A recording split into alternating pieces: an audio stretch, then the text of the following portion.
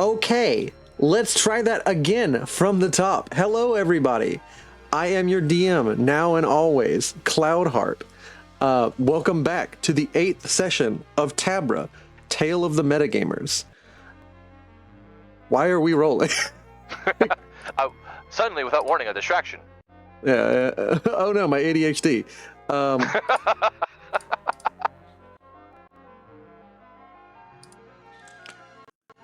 We arrive with our 3 heroes, Mon'ja, Arden Longbow, and Arnvid Liefson, on the tail end, and we will lead into the recap as I fade out one song into the recap. Ooh, the recap is fixed. Yay. Yes, the recap is fixed. Last session, the metagamers arrived in Froth as the Three Drinks Festival loomed, ready to begin.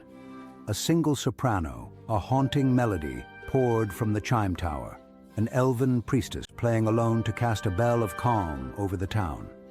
Arden climbed to her window. She never broke the melody as she traced St. Cord's stained glass portrait and showed him her people's memory of gleaming gatestone towers, a mountain split to a world gate, a hooded betrayer basking in false glory, and the shattering of a united age. When the elven shield towers fell, corrupted into a province-spanning set of black chain towers, when a black chain lashed out and has not let go since. She could not leave her post, but she spoke plainly. No demon would cross her song while she played. The warning stood. Elmina's root of power lay in the mangroves of the Goam jungle.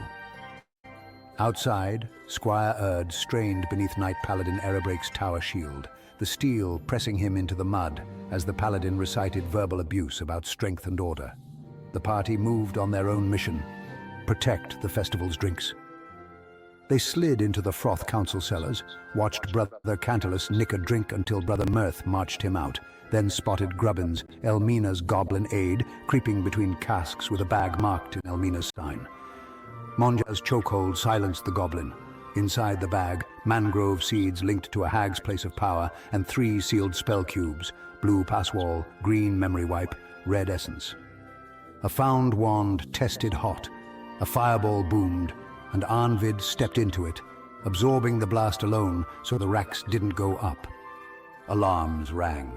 Arnvid phased through stone with the blue cube and clawed his way out beneath the lawn. Mon'ja hurled the green cube into the stairwell, and as it pulsed, the guards forgot the last frantic minutes, just long enough for both he and Arden to slip away. Erebrake still caught them in the council halls, slammed his chained sigils, and slowed the world around their feet.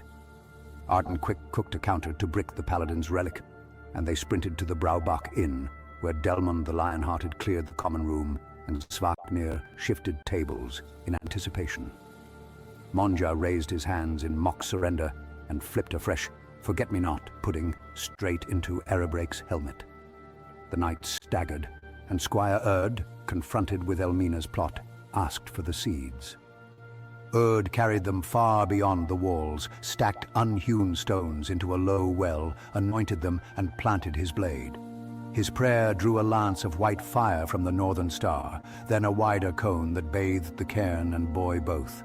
When it ended, no seed remained, only black, ash-fine motes that lifted like smoke and swarmed the cantor's bell, eager to seep in. The party felt the wrongness. This holy act bore the Demon King's fingerprint. Wolves at the town's edge twisted feral in moments, held back only by the elf's song. Even Erd faltered, faith shaken but not broken, while Erebrake sagged to the floor of the inn, helmet off, scars laid bare, sleeping for a day. The metagamers, out of breath and out of time, snatched a short rest and set their course. Find Elmina, cut her roots of power, those amber leaf earrings and lead leaf at her throat, and kill her before the bell goes silent and the curse becomes Froth's new sky.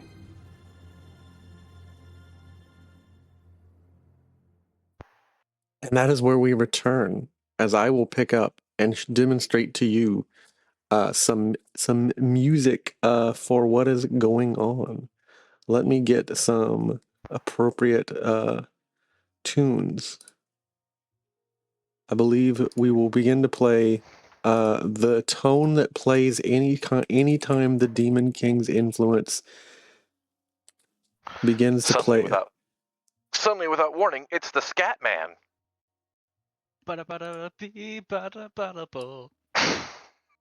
Like, oh wow. Like, we're converting sides. I mean, that man has too much aura.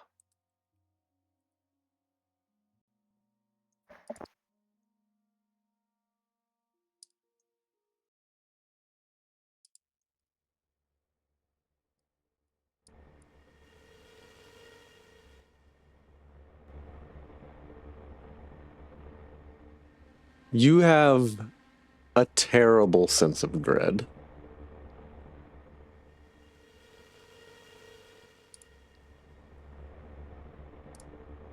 As washing over you, you see the black teardrops and the black motes raining in a never-ending rain. However many there were originally when they rose out of the well of unhewn stones that Erd wrought,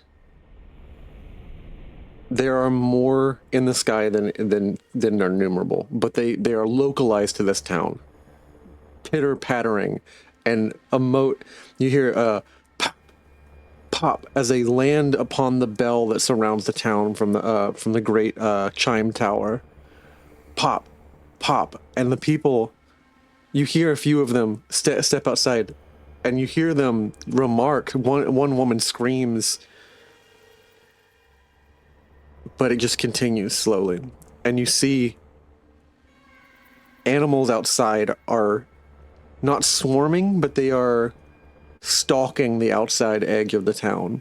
They are, if they haven't already gone to attack people outside of the town, they are circling the town in a low, slow circle that is like a strange union of animals, bears, deer, all of them looking wrong in the way that their eyes look at you.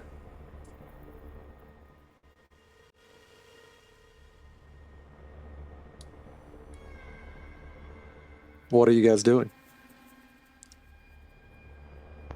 Is this so? Is this after we got our 4 hours, 6 hours rest in? This is after the 4 hours. I will roll the time forward if you'd like me to. Yes. I would appreciate that. Okay. We will roll the time forward, and as I reminded you, he is dead asleep unless someone does something drastic to wake him up. We do not do anything drastic to wake him up. We very much mind our damn business. 4, and it is a darkness that is unnatural. And I will say, there, save for one thing in the town, this would be a hopeless scene. As you are looking out to the outskirts of the town, and I will change to the scene to show you the town proper. And there is one sole tower, and from that tower is coming a sound of hope.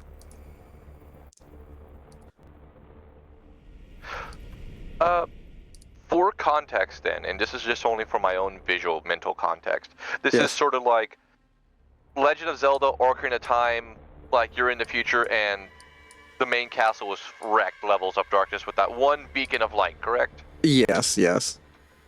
Okay. The people have like gone inside, and you can hear them, like you can hear people like freaking out. There's a few people who have the audacity to stand outside. They're staring up, and like you can see people point and like they're whispering and like they're hushed, worried whispers. It's the audacity that they're even outside at all. Like when they see like a single mote will touch the bell and pop, and it's like it does something to the barrier, and then another mote pops. And it is a little mote of energy they're coming down like raindrops. And you can hear from the tower. Is this sort of like just like a dark snow kind of setup? Or is it just what's the texture of this goop is my question. It is like a large piece of like ash or like an ember that has come off of a flame. Okay. Her tone is not hauntingly calm. It is deeply distressed now. Her song has changed to one of like forlorn distress. Like you can't tell what this song is about, the lyrics in the ancient Elven, but it is clearly more concerned than it initially was. Okay. Well, Mon'ja knows he has to do something about this, and he's going to. But the first things first is work first, prepare for this. So first and foremost, he checks to see what Arnvid and Arden are up to. Like, what are the two A's up to? Big A and little A. I'll let little A go first. Yes. Okay, then. I was gonna make that joke, but okay. So, we just got up out of bed. I think I'll be going through my tattoos, making sure they're all clean and straight lines. Then just running through my equipment, remembering what I got so far. Burton is outside. He's outside the inn, just looking up at the sky. One hand is back gripping one of the knives, and you can hear a thump, thump, thump, thump, thump, thump, thump, as one of his feet just taps like he needs to move, he needs to go, but he has to wait on you guys. And Svoknir is standing outside with you. His ice shock hair, his blue ice hair, like probably one of the only brightest points of light, like the flame reflecting in it. It is one of the brightest, most stark points in this dark night. And he's just turning to you. He's, can you stop that? Like, I know we got to do something, but like he's holding nothing but like two kitchen knives in his hands, and he doesn't know what to do. He's just a young boy.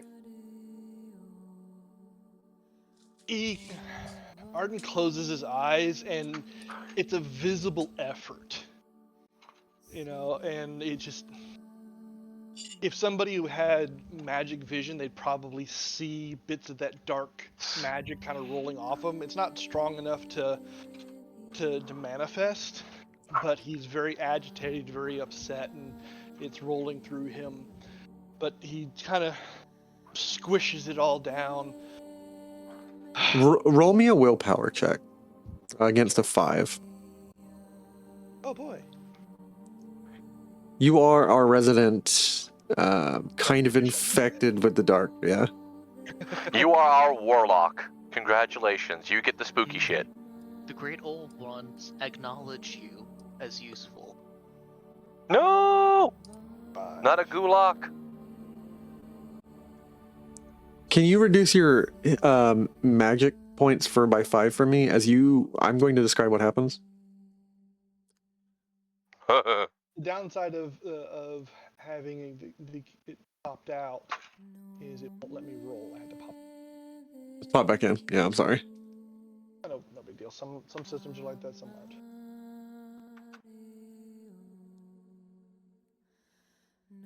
Barely, but I got it.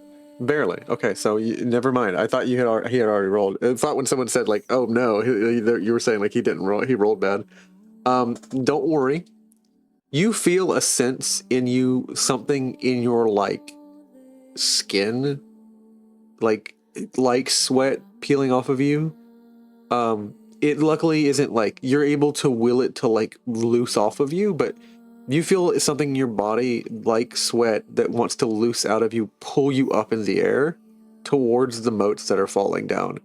And like you're able to, by magic effort, release this energy.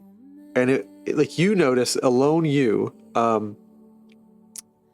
tiny, infinitesimally small motes like sweat release from your skin and fly up towards the top of the barrier.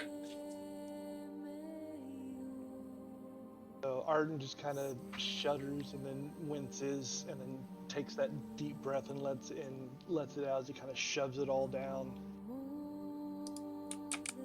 Sorry. Believe it or not, for me, being this way is actually not something I'm used to. Being what? And he I am going to roll for Svoknir. Svoknir has a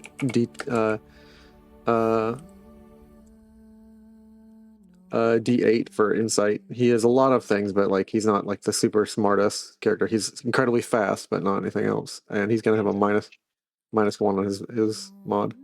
He needs to hit a 10.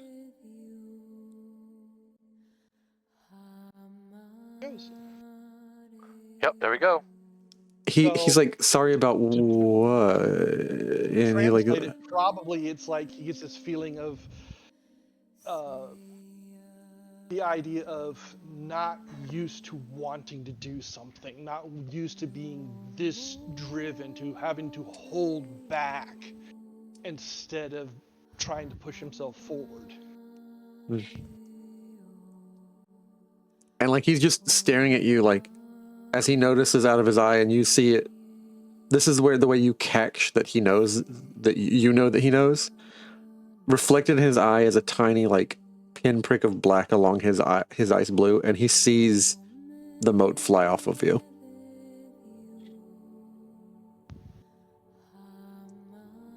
A long, weird story. And unfortunately, we don't really have time for it. Soon as I don't know if we have time at all. it's done, we're out of here. We're gonna end this. You want me to come along? I don't know what we need to do, but I can do something. Like, yeah, I can get to it faster than any of the rest of you can. I don't know what it is, but For a minute, Arden, he looks up, and he can see what he wants to do, and he understands. In for a strange way, he kind of understands that drive a little bit, and he reaches up and kind of puts a hand on his shoulder. We need you here in case we fail. We need you here protecting your family, and others, in case we fail. he swallows a deep, like I'm not even gonna make a roll willpower. Like the boy is shaken. Like when he says that, like his grip on the knives loosen a little bit, and he tightens back up. They have him basically night air brake in a room that they lifted him up, like 5 people lifted him up and moved him into a room, but night air brake is in a room all to himself in the Browback Inn.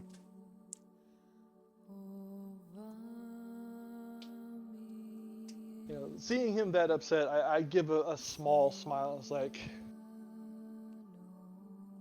I don't think. Let me back up. This is going to be a difficult fight. Even odds at best. Knowing that somebody's protecting their family who's closer to them,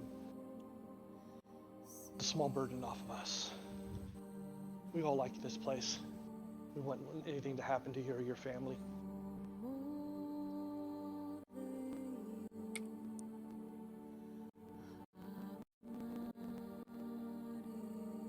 Well, yeah. If you have any idea what's doing this, I think it's about time to... What the hell is that? Make me... Anybody who's in the party. If Mon'ja and Arnvid, what are you doing? Because you guys haven't yet arrived. I'll give you the grace of like a few minutes to like basically describe what you're doing. And we'll catch up to this singular moment where you all see what he says as you arrive at the door. But what are you guys doing?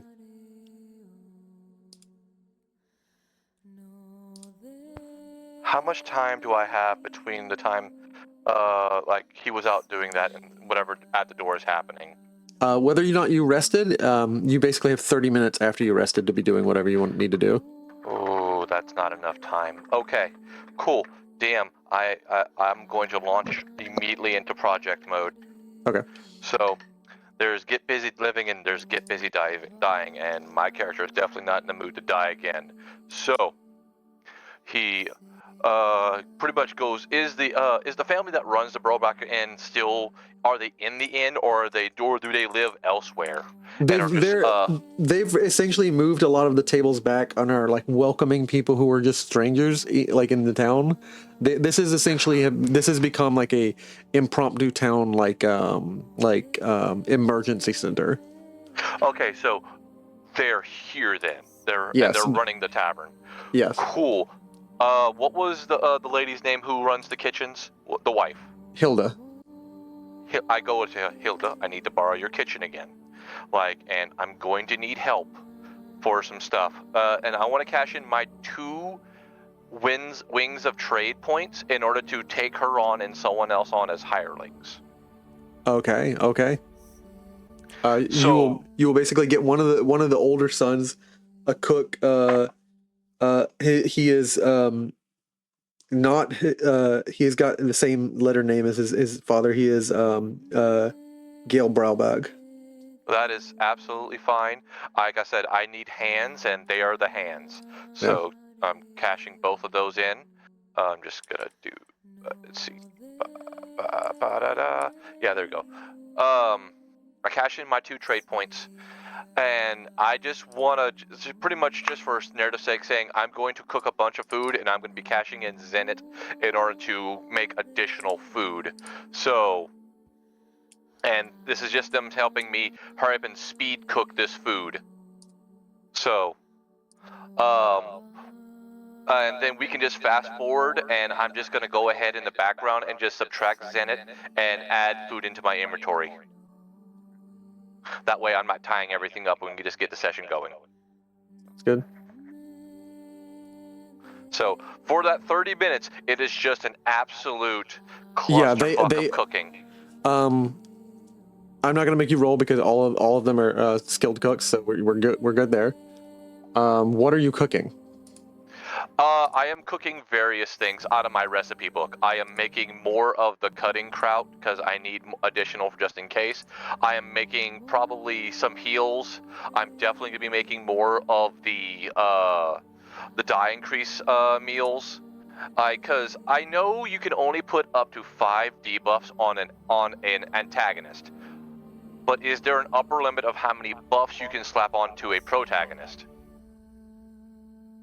You can't double dip into the same stat, I believe. Yeah. I believe that. I just want to know how many things I could slap onto one person. With that in mind, though, cool. I've not asked that before, so but let me look. Max buffs on player Fabula Ultima. Because like I'm not too worried too much about healing and MP recovery because I can just tap into inventory points for those, which I'm gonna just top my inventory points up.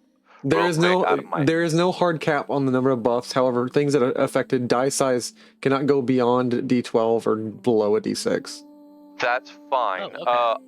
I'm not gonna try and craft any new food in the moment because I feel like I would need more time than this. So, let's see. Yeah, but I am just making. I am just pre-making a whole bunch of food, and I'm gonna be throwing that into my inventory tab. Okay. And I'm gonna be sacking money for ingredients. Like, is this still like? Am I still getting that discount that brings me down to 20 zenit per ingredient? Yes. Okay, awesome, excellent, beautiful. Then I'm going broke because I'm gonna need more. Absolute Bezos bucks. You're welcome. We got another 390 in party fund. Do you want to top that? I'm going to, once I run out of Zenit, I'm going to go touch that. There is a man who comes down the stairs after checking on his master. And when he enters downstairs, you see him through the windows of the kitchen while you are actually absolutely wrecked, like slammed cooking all this stuff. Arden, you see him. You don't see him, but Arnvid, I believe you step down with him, and he looks terrible. Erd looks absolutely worn down with like life itself. Now come on, this will all be okay. Don't worry about it.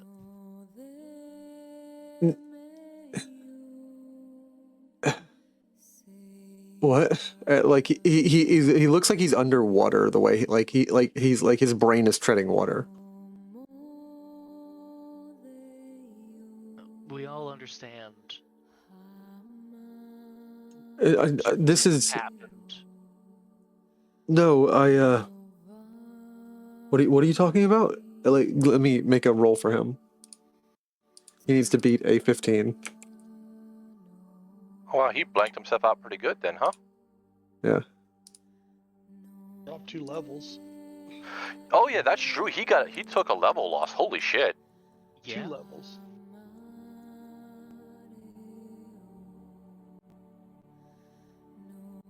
Yeah, no, he failed, and he's just no matter what you're saying to him, it's not quite getting to Erd. It seems like Erd is mentally somewhere else, but like just kind of walking around lugging this giant bag with him. I'm gonna try and guide him towards an open table, then get to sit, ask if he can get a little bit of food.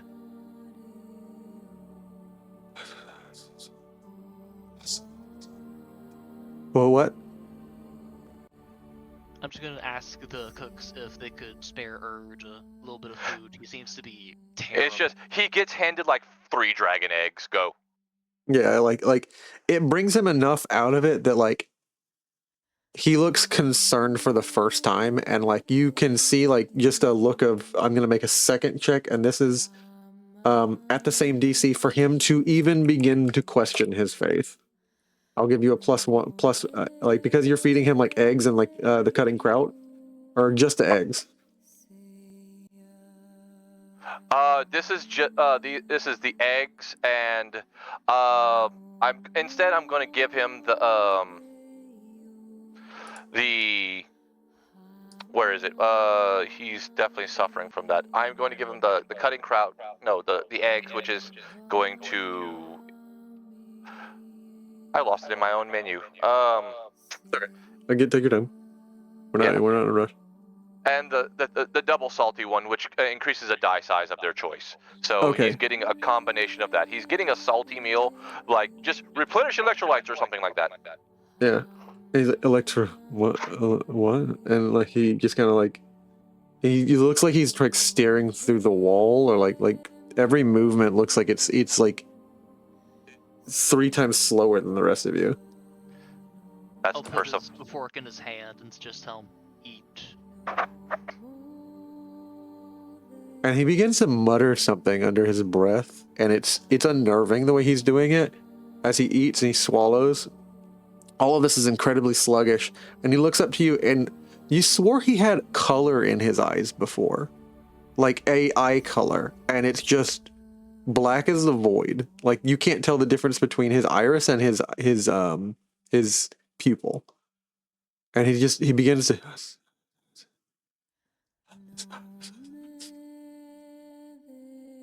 Would I be able to link that back over to Arden and his ability?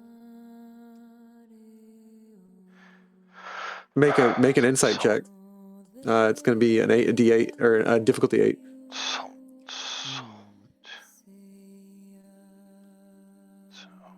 8, 2, 4. Nope. Could I make the check to see if I can figure anything out? Yeah, you also get to make the check. Arden is currently outside. Cool. We're gonna do insight, and what the DC is 8. You said? Yeah. Copy. All the faces of the sea. There you go. And you hear a little bit more clearly. And all the faces of the sea, and when the whales begin to break, and when the wheel turns into sky, and when the world begins to shake, and like he's just muttering something. It's some sort of hymn or sermon, right? Yeah. It's like a hymn of like when times turn dark. So this man is having a crisis of faith, is what I'm hearing, right? He's trying to convince himself that his faith is still correct, like that what he did was right, and like this is just an end time scenario or something. Like he's actively trying to deny that this has anything to do with the Demon King. Cool. I'm gonna just take him by the shoulder. Well, first things first, I'm gonna feed myself the double salt meal, which is gonna let me increase a die size of my choice. I'm going to increase my willpower size by 1 for that. So I'm gonna just toggle that on. Cool. I just look at him and I'm like, hey, look at me. Eye contact. Yeah. Okay, so here's the thing. Religion is just a set of rules. Faith is determined by you and your spirit. What you did was right. The rules are wrong. Just so I know this doesn't sound right now, but you did the right thing, just not with the right result you were hoping for. Once again, the rules are wrong, but what you're doing is right. So at this point, you need to you need to start thinking of what you're gonna do next. Or better yet, in my opinion, don't think about what you're gonna do next and just do it, and let your heart make the choices for you. A double willpower open check, and he's going to add a d8 to you. He needs to beat again a 15 to even begin to question his faith. So I'm just rolling. I need to beat a 15. Yeah, you need to beat a 15. He's adding a d8 to you. Oh, okay. So for my modifier here, do I just add d8 into the modifiers tab, or do I just? Oh, you just rolled a d8. Okay, never mind. Cool. Yeah. So we're wow, just. Fuck yeah! Here we go. So he just looks. He stands up very suddenly and like begins to sway because it's like very clearly something has been sapped from him, and then slams back down to the chair. Like he burst up with the energy of a young man, like ready to do something declaratory, but this will be affecting him for like a day or two. Whatever happened to him at that ritual is like pulled something out. Yeah. Easy. You gave up something with that ritual. You're not gonna get it back in a couple hours of sleep. What's gonna happen? We're gonna fix it. Problem will be fixed.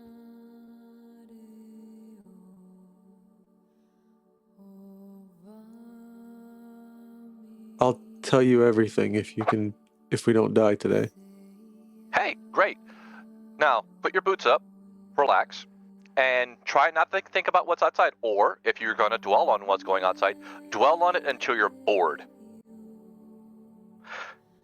Not the healthiest thing, but it helps. English to Mon'ja. Did he just say a death flag? Stop and just look. Don't dwell on it. Don't dwell on it. Because if you bring it up, he's gonna wanna do something about it, and this is definitely one of those who wants to. Redemption is not always the best. He's gonna want redemption, and redemption is toxic.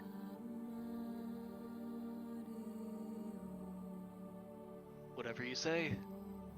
Song shifts as you hear something happening outside, and you hear Svakner say, "What the hell is that?"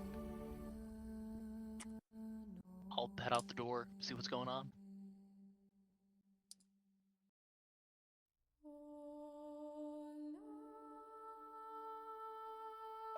I go with him.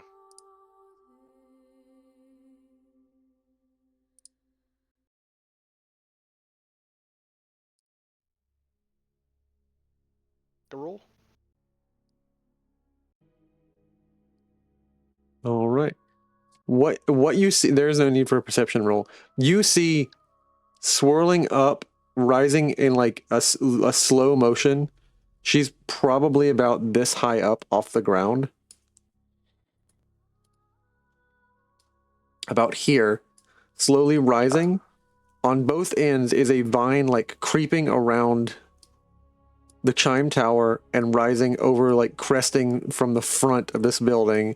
And you can see Elmina the Hag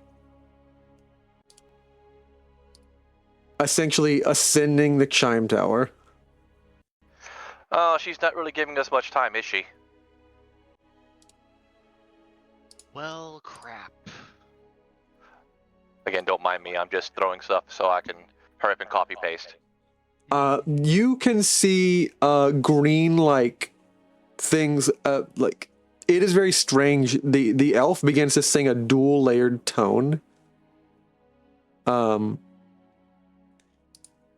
like multiple voices singing.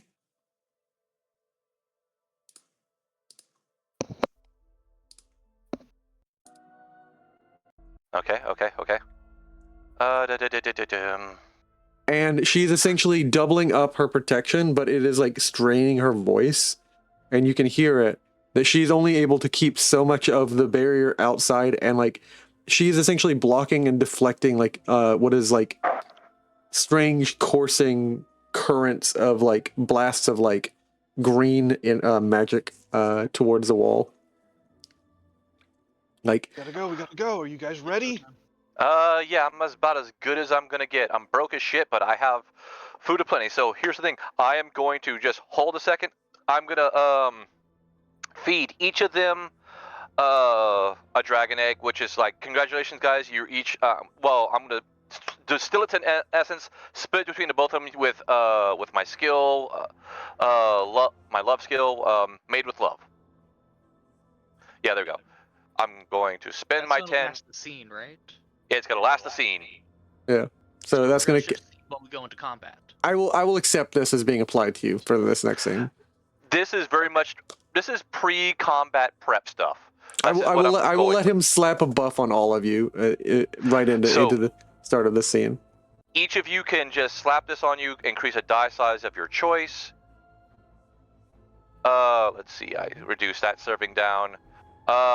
And then I'm going to give, then slap another, I'm going to give you each a serving of the cutting kraut, which is going to take my last serving, and like, I'm going to give this to me and Arden, because Arnvid, you have good will saves as it is. Mm-hmm. And if you get will.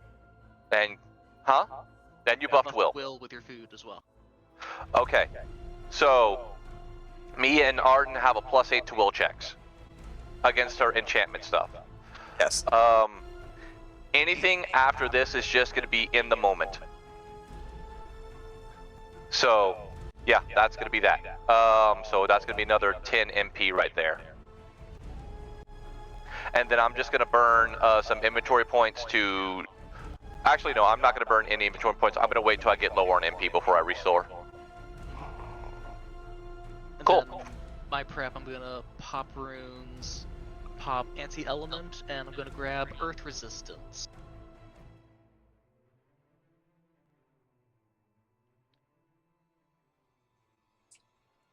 My preparation, I stand there impatiently waiting for these two people to get ready so I can go stab As something. I'm hitting you with this magical food in your face, it's like, shut up and eat! Shut up and eat!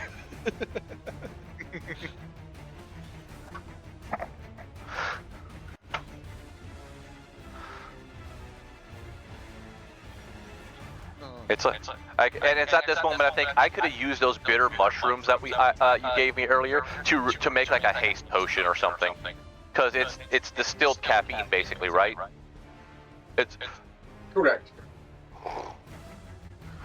Maybe you'll let me do something in the moment. Who knows?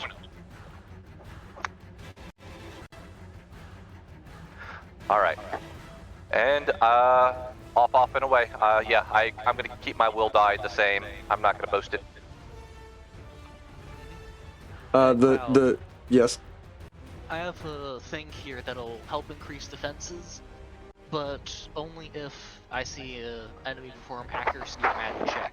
Do you mind if I pre-buff that now to max Brainwave Clock for 35 mana? For 40 mana. 35 mana. 35. Okay. 35. I'll take it. I'll take it. Because that's what it costs to get up to full, sadly. Okay. Cool. Are we good? Are we good? I've let you guys pre-buff against this boss. Yes, this is what you do before you go into a boss. You pre-buff.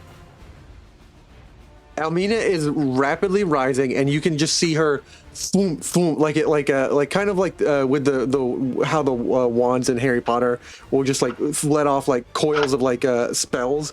She is just curling her left hand, curling her right hand, letting off like blast like yellow green darts towards like the underside bell of this the upside down bell of this tower. And she is just like crying out, "Change your tune! Change your tune!" How very rude. Should I throw a sword up there? Distract her? You might as well. Oh, right. I'm wearing the might ring. I got yes. So that's going to give you a +1 to any might rolls. Cool. Do you want me to take the might ring then? Yes, you're gonna use it way more than I will. Alright, you wanna put it into chat so I can drag and drop it? It's in the party inventory. It is? Yeah. Okay.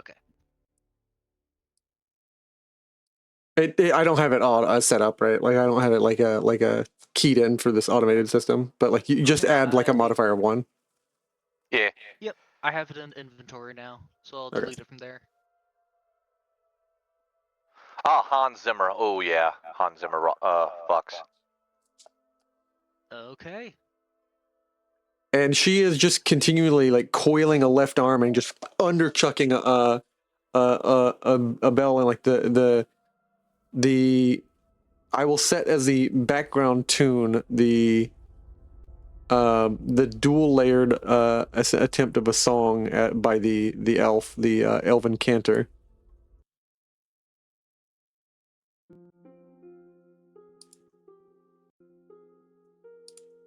Alright. As I'm using psychokinesis to do a ranged attack with my sword, I'm going to swing out. All right, and we're gonna go ahead and start combat. She is higher than you guys, so you will have to make ranged attacks until you get up to her. Haha, that's my whole build. Okay. No, that was high roll 0 accidentally. Would have been a 20 damage.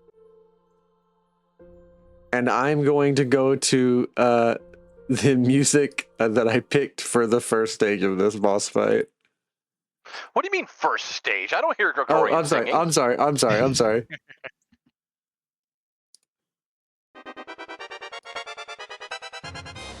Oh, that's classic. Ooh.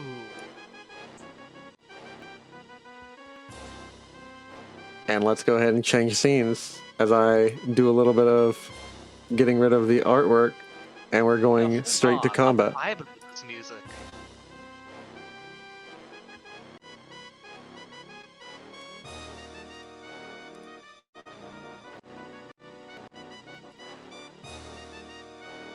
Look at that angry wabbit.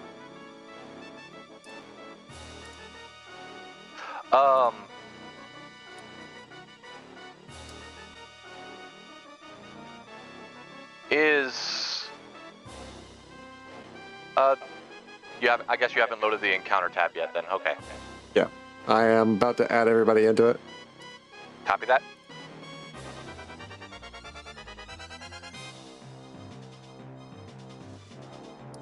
And I am throwing that up on the map. All right. We got 55 health, 60 health, Arnvid at 70 health.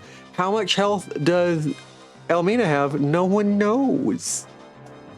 Oh no, you guys don't know. Oh no! I use my analysis item to find out what her HP is immediately.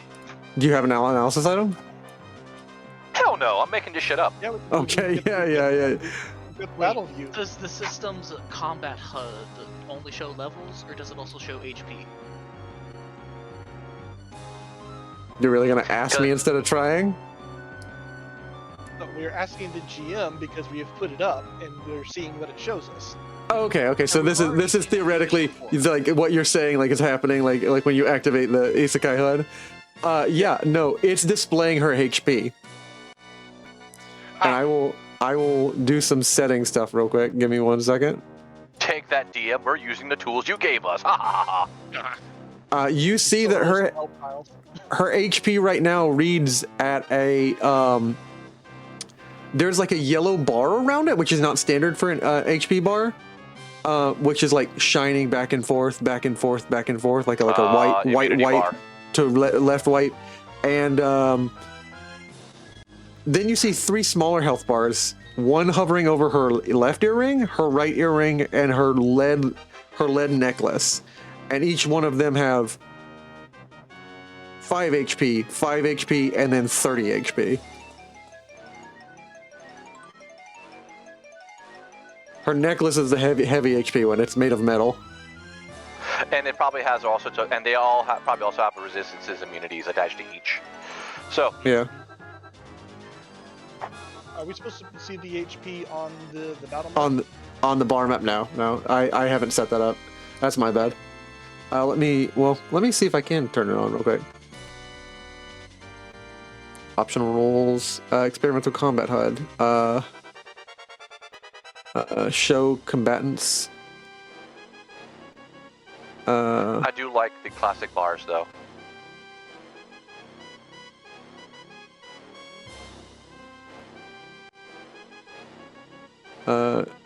Show combatant effects. Let's see here. Will it let me show the enemy's HP?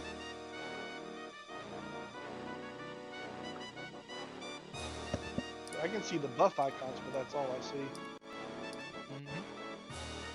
Yeah, that's about it that it'll show. Let me see if it will let me.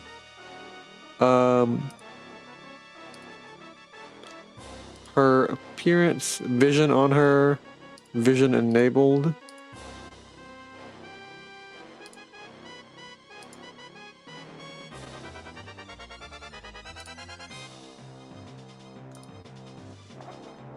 Let's see if I give you vision like of in the system of her character sheet. If that I don't open her character sheet just out of let's play nice. I'm able But to hover over her and see a green bar and blue bar at max, so we can probably guesstimate percentages from damage. yeah.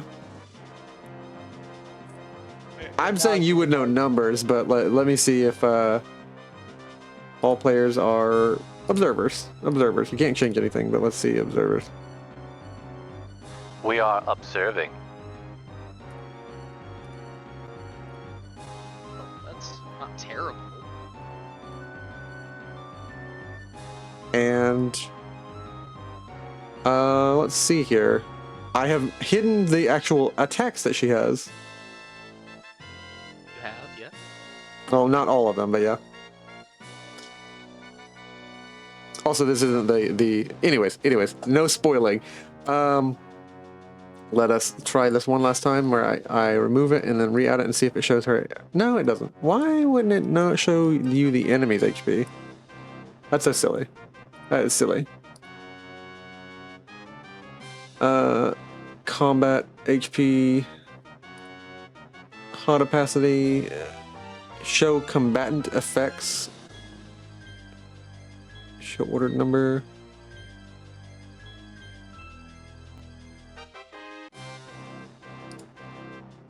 No, yeah. So we'll just accept this. Like you guys can see a general vibe of her HP bar, and I will say the max number currently is 50 for her, and it's like 30 for her lead necklace and 5 for each of the earrings. So you have 4 targets right now. Cool. Foundry just reset on me. Yeah, Foundry just reset on me too. Foundry, why do you do this? You betrayer! All right. Let's go, boys. Let me go ahead and turn into the combat order and let's begin the encounter. Who has the initiative? Let's roll. Alright, group check, shift click, who has... Why is Elmina starting that? We're not helping her. Someone with good dex insight do the shift click on group check for initiative roll. I got it. I'm not going to choose a bomb. I can just hit, actually no, bond of hatred for Elmina. This is a group check for initiative stuff. Oh, okay. Oh, I saw the support. Oh, no. I didn't notice that it was Elmina, so that's on. So, okay. Yes, thank you. So, alright, so this is Dex Insight. Yep. Right? Group check, shift click for initiative check if you hover over it. Yeah. How does initiative work again? I'm sorry. I'm rolling for initiative. If we beat it, we get the first round. If she beats it, she gets the first round. That's basically it. And what are we trying to beat at 10? Oh, whatever she gets, I guess. Okay. Alright, that's Arden. Alright, Arnvid, I need yours. A sec. I don't have a bond with you, sadly. Oh.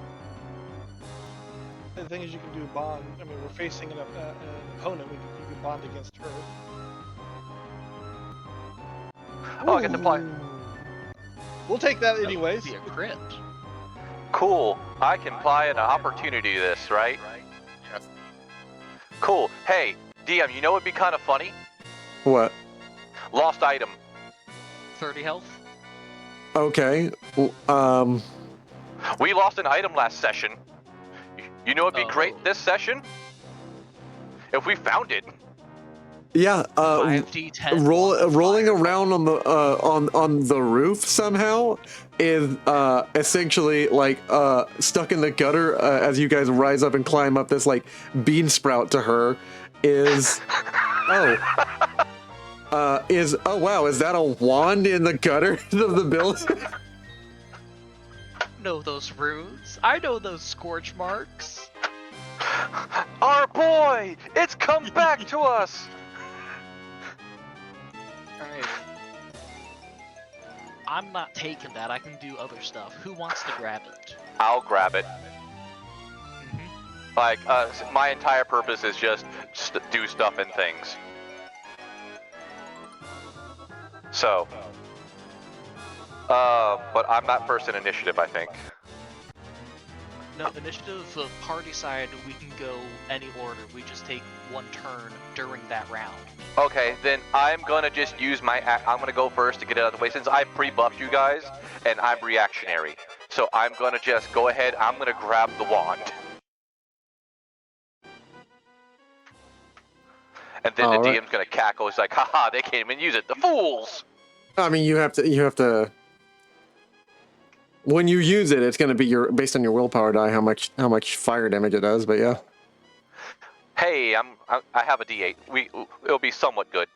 Yeah. Or it won't be. Who knows? Who knows? All right, but that's me. All right. And meaning it's back to me because it's back and forth, correct? Yep. Well, for the round, yeah. Yeah. How many turns does she get per round? 1 or 2? She gets 2. Okay. She gets 1 right now. And then next round she gets 2. Okay. So after this, we're gonna have Arden and me, and then starting up top of the round, we go first. She is going to target up to 2 creatures, and she's looking specifically at the one, you weaselly little minx creature, and she is going to roll her hand, and you're seeing essentially like a gout of poison rise from her hands as she targets Arnvid, the one who snubbed her, who was able to resist her effects, and then she's going to target the Arden, and both the A's, and she's going to hit poison. Okay, I'm going to protect, but let's see what that roll is first. 6. Damn, she misses both. Missed. And she just kind of like, and she is absolutely looking frustrated. So she dropped her glamour then. Yeah. For a moment, she dropped her glamour, and you see her as she is. I'm just showing how she is the whole combat. But anytime the glamour goes back up, you see a regular, like, white-skinned elf woman with, like, a blue tattoo on the side of her face. Nice. Alright, Arden, you want to go first? Yeah, because I've got nothing I can do. I have no ranged attacks, so I'm spending my turn closing. All right, whose turn is it next? You're doing Arnvid next? I'm gonna grab it, and then it'll be top of the round with us. All right. Again, psychokinesis, you're gonna try to just make an attack against her with a +1. Is it control click or shift click to add modifiers? It's control click, damn it. Control it. Well, that would be, again, 20 ice damage. 20 ice damage. What are you hitting? Elmina, directly. She takes half damage. Oh, you bitch. She's resistant. I'm going straight for the jewelry. No, she takes half damage. Actually, I'm trying to think. She takes half flat damage to everything until we can debuff her. Actually, she doesn't take any damage. I'm looking at this right here. So long as she has all 3 of her items, she will take half damage if you manage to destroy one, but so long as she has all 3 of her roots of power, she doesn't take damage. I knew we should have used a lost item on that necklace. All right. We didn't lose the. Alright. Did we lose the necklace? No, No. you used it for other shit. So you use lost item to find the wand. I didn't remember the necklace. Alright, I'm gonna take the second round's first turn, and I'm just gonna 180 the sword, boomerang it back into her left earring. All right. Roll for attack. Alright, now I can add in the proper accuracy bonus. Good.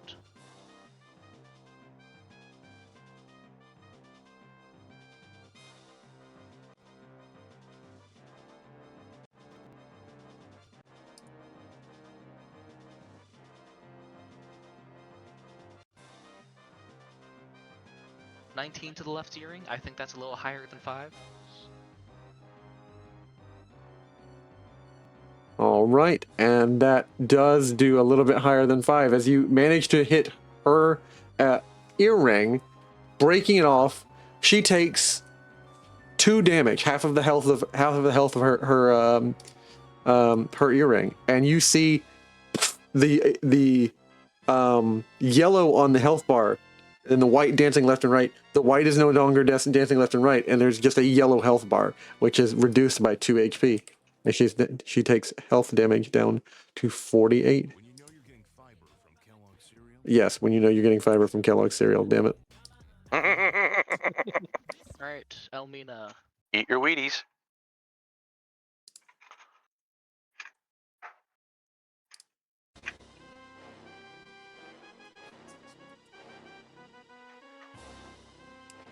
All right, and that is now whose turn is it next? Let's see here. It is no longer Arnvid. It is Arden.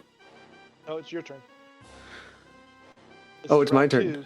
Yeah, this is round 2, and this is first action of round Okay. 2. So All right. Silly Billy. Wants to fight back, don't you?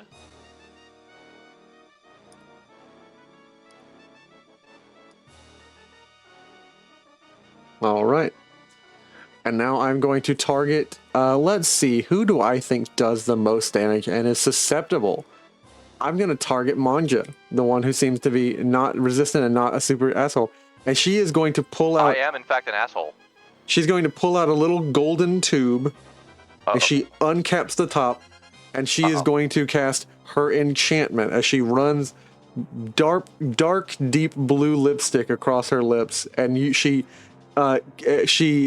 darts for in your vision back to the regular Elmina, and I'm going to cast her enchantment spell. What's the DC, boss? Let's see here. The DC for your, Right. I'm rolling it. So it's her insight willpower. Let's see here. Yes, so it's her insight willpower. So roll, and I am setting the check. So, and it's -3 on the modifier.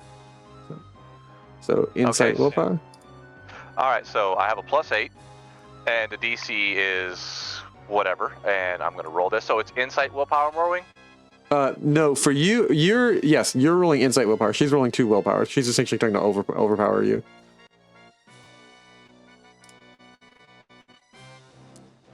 That was- okay. Yeah, fight me. 22. Yeah, and she just kind of like even with the -3. She curls her eyes up and says, All of you are going to die here today when I break that bell.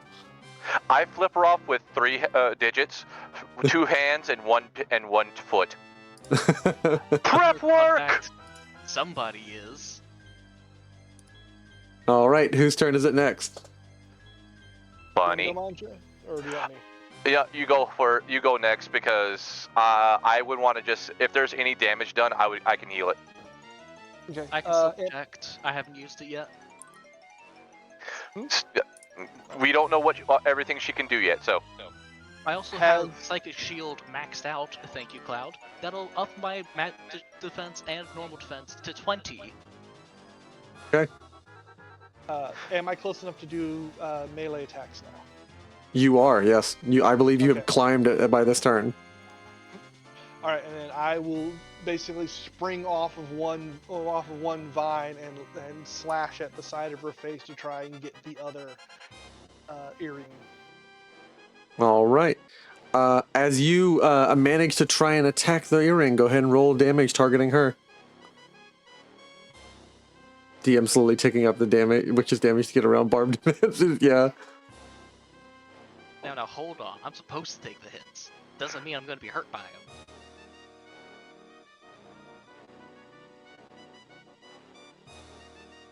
All right. Hit. That hits. And how much damage did you do? 16 electrical damage. She is not resistant to it. She is resistant to 3 types of damage right now: dark, earth, and poison. So I should've- that was aiming for the earring, though. Yeah.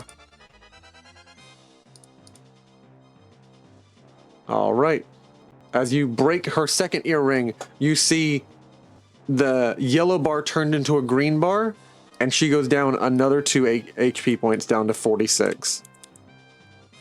And then as I land on the opposite side, kind of grabbing on, I turn back, and now I put the mask down and the eyes glow. Time to get serious, bitch.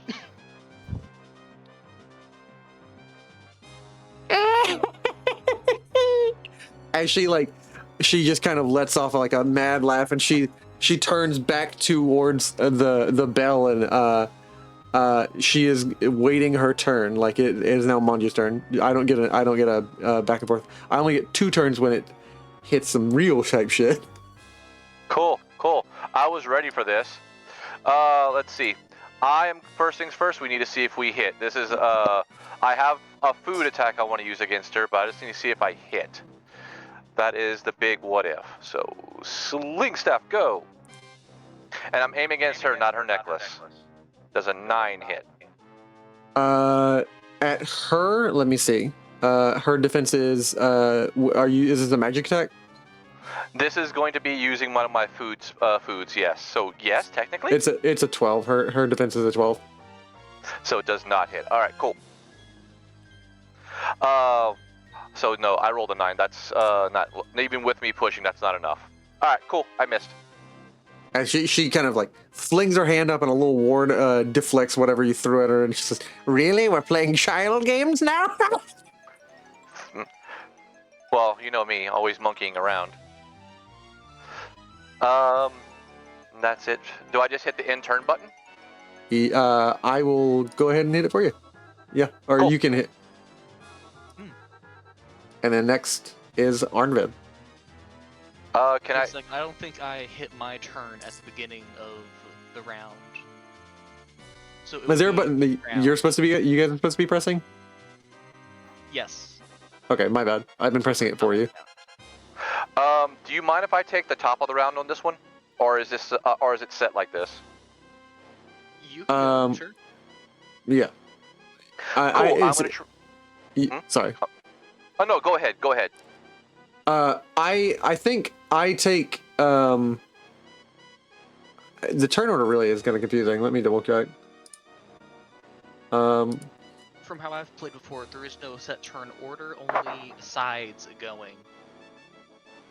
Yeah, so like basically you guys all got a turn, and like I think Arnvid, you should get an attack. It's like because you should do your turn now. And then we'll go to Elmina. Alright, sure. Because you didn't get a turn that time. Because what I'm thinking is it's Elmina, then the 3 of you guys, then Elmina, then the 3 of you guys. Am I correct in that or no? No, it's one of us, Elmina, then the other 2 of us. Okay, Yes. okay. Oh, you're right and not right at the same time. Okay. So task failed successfully. So it's now my turn. Okay. I am going No, let her have to. I am going to target. Let's see, Mon'ja, because Mon'ja is the one pelting me with food, and I don't like him. I missed though. I am going to target Mon'ja and Arden because I cannot hit the big beefy boy, and he seems to be immune to my stuff. I'm going to hit with. Let's see here. Bad breath. as she just goes, and she just exhales her bad breath at you. And this doesn't feel like a spell. And I'm targeting, yes, Mon'ja. No! Shit, that hits. Yeah. And I'm gonna spin my fight. Protect. My magic defense is a 14, but using Psychic Shield and 20 mana, it bumps all defenses for myself up to 20. Sure, get on. Damn. Okay. But that's his one save for this round, I think, right? Yeah, that's his one save. That's one save until my turn starts up. Copy. All right. I believe that is my one action. I spent my action, so I spent my action doing a bad breath attack, and now it is whoever's taking next turn, or whoever's taking next. I'm gonna try and get her again. If not, I'll Fabula point this.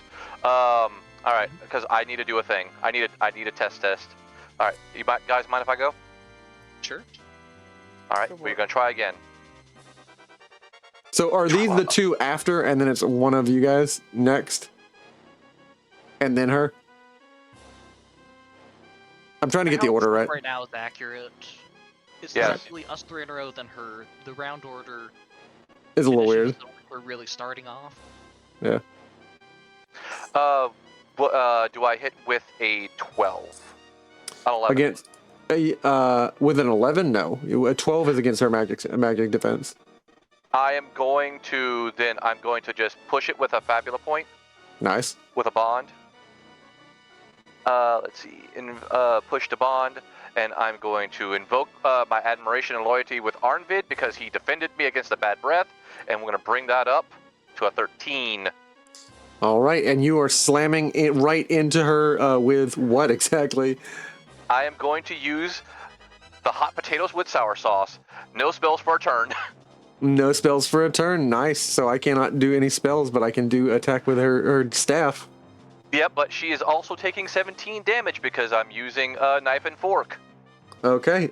In that case, her necklace, you see a little shattering of the lead on her necklace as it kind of cracks, it splinters, and you can see the leaf underneath as a single piece of lead metal falls off, and you can see the mangrove leaf underneath. Awesome. Next up. Who's running next? If you want me to head next, I'm gonna just down a potion so I can have more defenses ready. Go for it. Go for it. Alright. I'll take up next turn and just down an elixir. Nice. As you recover 50 MP and 3 inventory. DM, I need to recalculate the damage I did. My high roll is 0 when I use knife and fork, so it's only going to be 8, not 17. Yeah, it's only going to be 8. 8. So it should be 22 health on her. You see 22 health on her necklace. Yep. I'm sorry, but no, you're good. Reading the card explains the card. It Arnvid, does. you done? Arden, you ready? Yep, I'm ready. I will Ghost everybody. bounce off of whatever I'm on now and go for another slashing attack, this time at the necklace. And being that her physical defense is a 12 and her magical defense is a 12 and physical is only 8, you definitely hit for 14. She is not vulnerable to that, but let's see. All right, and I will go ahead and say 14 minus 20, 22 minus 14. That is going to be 8 remaining. And she is just kind of looking at all of you like, What, too afraid to attack an old witch? Too smart to waste our time when we know it won't attack. It won't hurt you. and you just see a little sneer on her mouth as you see an absolute like look of anger come from her, like a small shock of anger, and like you see through the glimmer, like she's sneering at you. We did our research first. We know how to take you down. With these. With his nuts. Oh. pointing over at Mon'ja as he's getting ready to throw more food. It's like you see me just loading up. Like, what are you talking about? All right, and we're gonna end that round, and it goes back to me. I am going to attempt one more try at the poison attack at both of you, Mon'ja, and you, Arden. Oh no, I can't because of spells. So I'm going to. All right, I'm just going to target Arden, and I'm just going to try an attack with my decorated staff. Does that hit? No, it does not. Protect. Are you staying at like a 20 this whole match? Because I may need to discuss some. It's only trigger once. I'm gonna take that hit. So you take that hit, and instead, let's see who it gets targeted. Let's retarget you.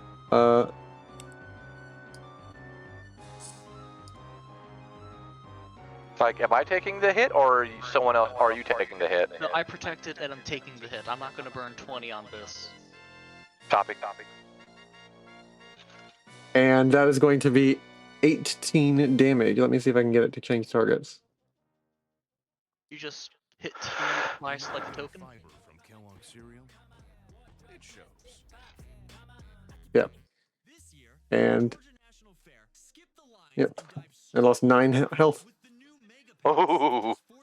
And I love the ads. Thanks for the ads. Thanks for the dumb, stupid ads. All right, mind if I start off since she's right next to me? Yep. Do you mind if I just keep her from casting spells again? You know what? That's probably a smart idea. I made several batches of this stuff. I'm sorry, DM. As soon as I knew this was a magic caster, I was like, nah, man. So I'm just gonna load up another serving, and here we go again.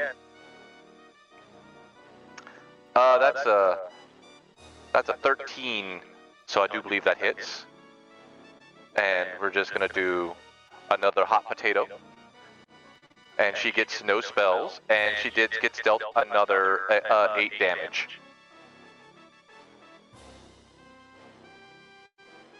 All right, so that's 8 damage to the 8 remaining on her necklace, and you see it shatter, and she takes 15 health point damage as her last thing shatters, and you see a crisis arise, like in your Isekai heads up display. You see crisis mode activated. Yes, I did the thing. All right, you guys have fun. And I'm going to go ahead and subtract 15 health, and that's going to bring her down to a 31.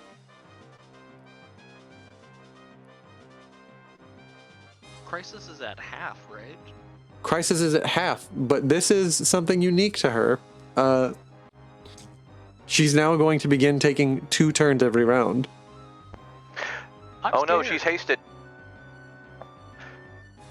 But she can't cast spells this round. Alright, you want to grab yourself up in the initiative tracker then?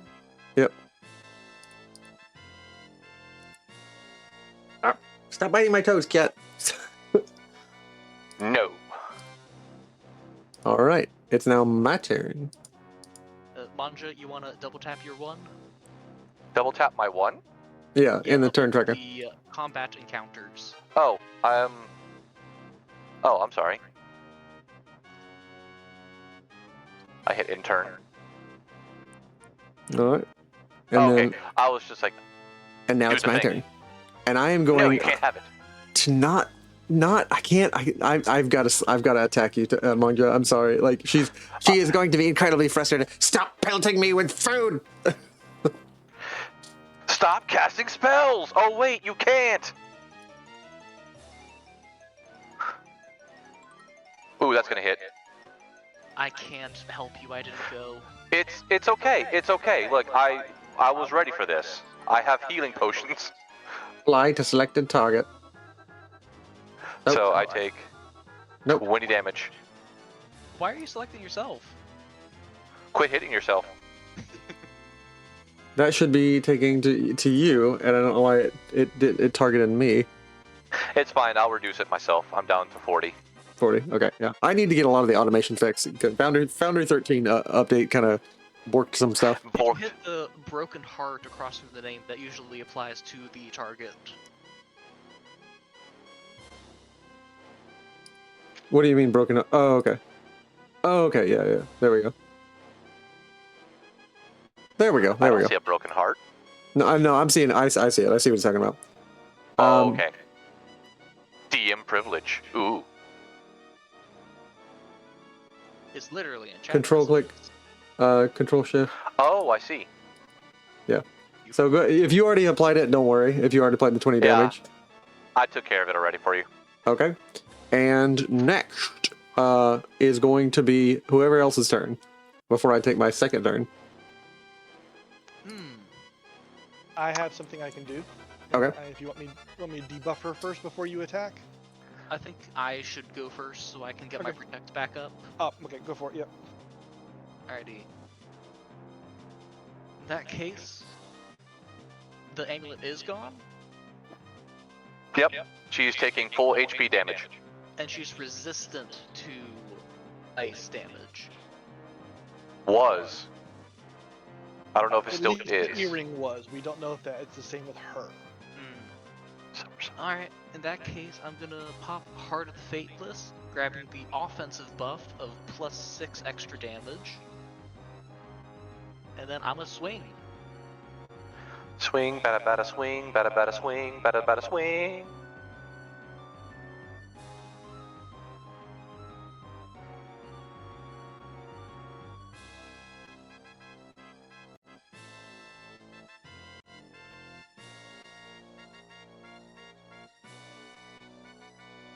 I think that might hit for 23 damage.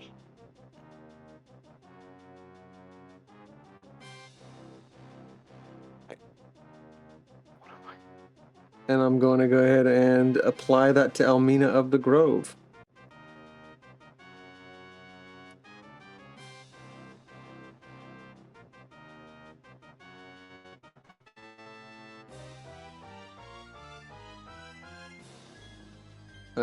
What?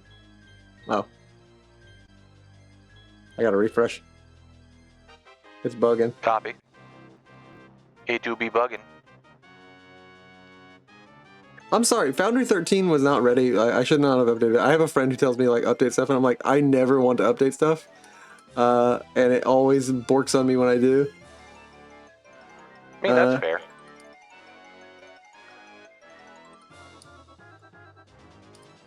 Alright, she loses 23 HP, and she is down to 8 HP remaining. Oh, wow. It'd be a shame if someone were to just randomly stab her. It would be such a shame. She's just gonna suddenly fall on someone's knife. 23 If you're times. that low, then yeah, I'll just go for an attack. No, be extra. Go for the pizzazz. It's Hey, not you know a failure. You want to re-roll that? Yeah, You- I'm gonna re-roll that. Gonna Fabula point that. I am. Look, just push one. You'll be fine. You'll make it. I don't think it's quite that low. I mean, you want to get the damage mod up a little bit. Overkill is the best kind of kill, you know? Yeah, exactly. It's the only kind of kill in some books. Great.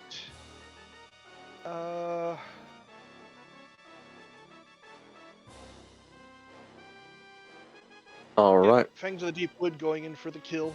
Alright. As you hit her and zero her HP out. Well, yeah, now I actually hit her. Yeah, now you hit her. And that does actually hit.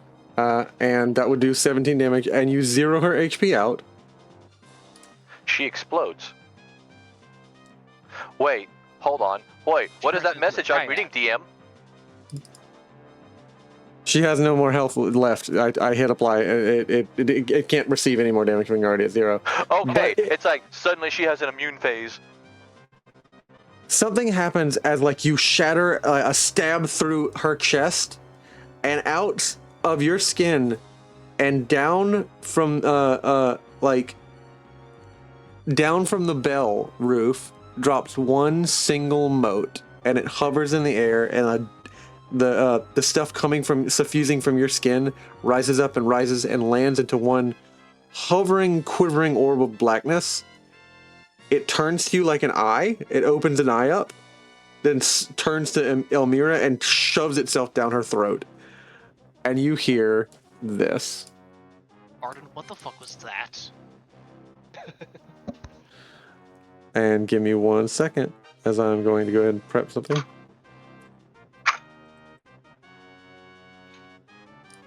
And You just to hear. let you know, I use my indomitable spirit to regain To regain some HP. MP.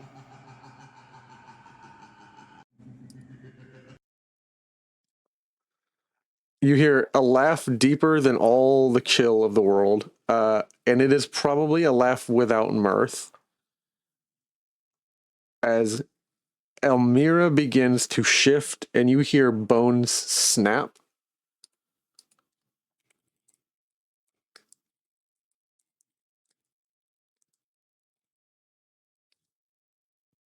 You hear the crack, rip, tear of skin, and you see a horrible thing begin to happen in front of you as I will play the next stage of the boss music. As the second stage of her boss fight happens.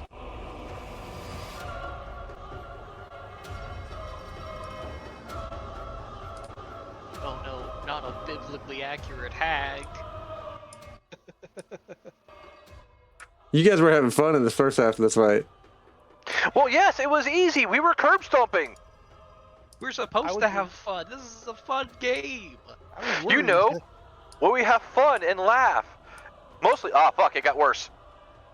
By the way, the overlay is too dark. We can't see anything but a shadow. Can't see anything. Okay. Well, That's her skill effect? I zoomed in and I regret it so badly. Oh no.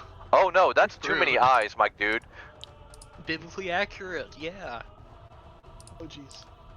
Hey, my guy, the AI bot overcooked this. We need to put it back. Yeah. I'm fixing the light real quick.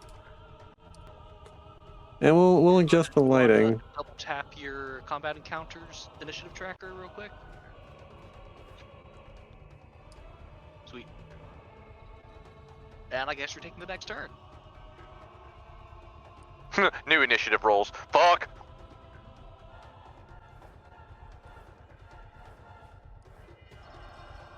Oh yeah,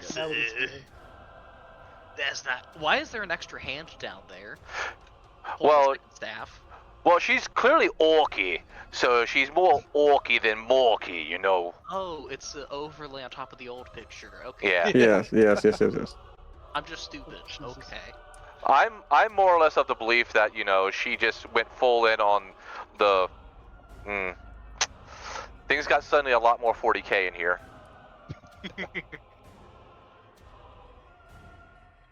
And I'm trying to universe, I would just kill my character off right now. Ain't worth it. I may be built like an inquisitor, but my mind will not handle this. Huh, I'm a heretic. I'm gonna run.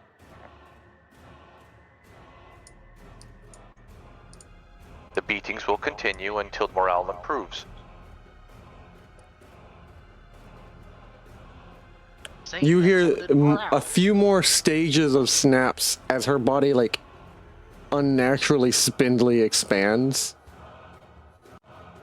And you hear screams from her like this is not normal to her. I guess.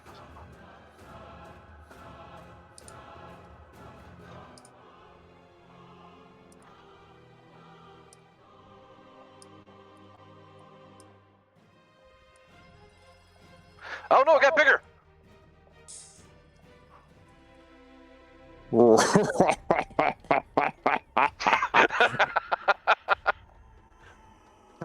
undo this bitch. Control Z! Control Z! Control Z! Would you like to know what her new HP bar says?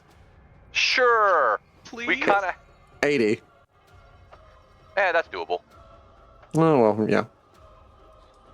But is she still casting spells? Is that the question? You know what? She- Let's find out. My turn. Yes. Watch. She's like, haha, you thought it would be spells. It's actually skills now. Joke's on you. I have food for that. It's still, the die is still on you, Art. Well, that's because he claimed it in the initiative. He can't unclaim. Yeah, we can run through it. Yeah, just go for it. Like, it's fine. Like, we're in the learning phase. She gets off one hit on me. What's the problem? Who do you think? No, let's be fair. She's coming at my pretty face. I've been a problem. And I've stopped her from getting to that problem. Feeling multiple he's gonna times. be after me. Can I just flip her off and see how she reacts towards me? Uses Whose action turn to is flip off. Well, that's the question. Are you taking the turn, Arden? Is our Mon'ja side taking the turn? Yeah, we're going first still. Okay. Either one. I plan to debuff. So, do you want me to go ahead and go? Yeah, go for it. Okay.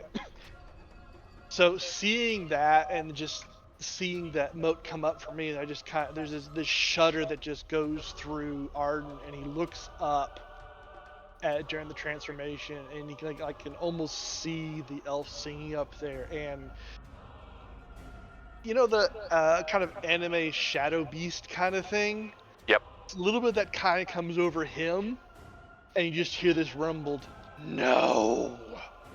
And he launches forward again, and you can see the dark energy that comes off of him, like when he's doing the drain vigor. But this is much, much more.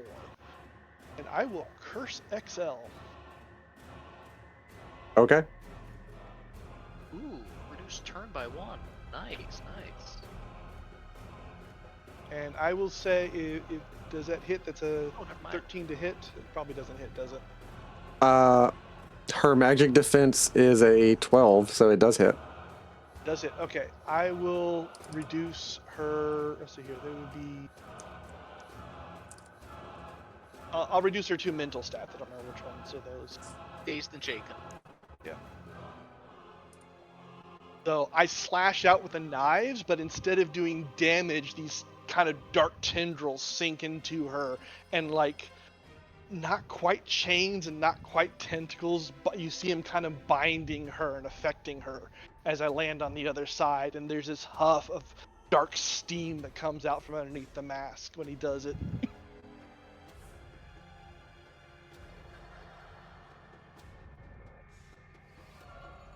My turn. Yep.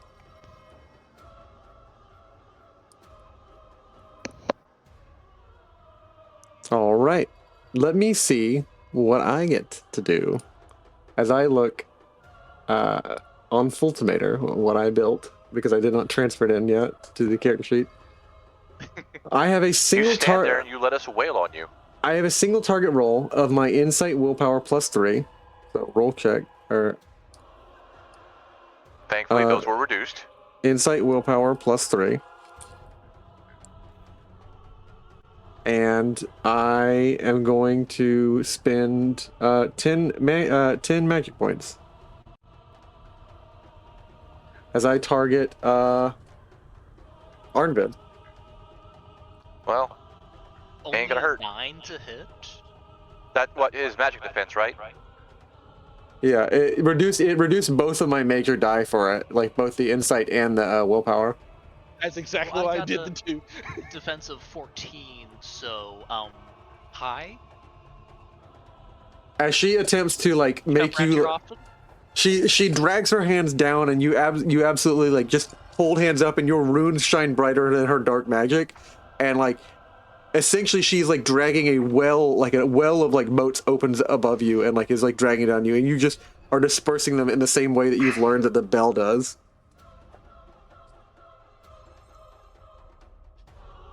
It's essentially your Are the to get rid of this. Your runes are essentially like emitting a tone that is the same tone as like her singing, and is dispelling this like well of darkness around you as it slams down on the ground and stains the roof.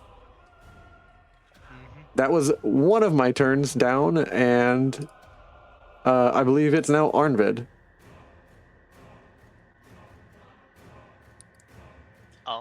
Yeah. Me or Mon'ja? You go ahead until you can have your reaction. Yeah, I will go ahead and strike out then.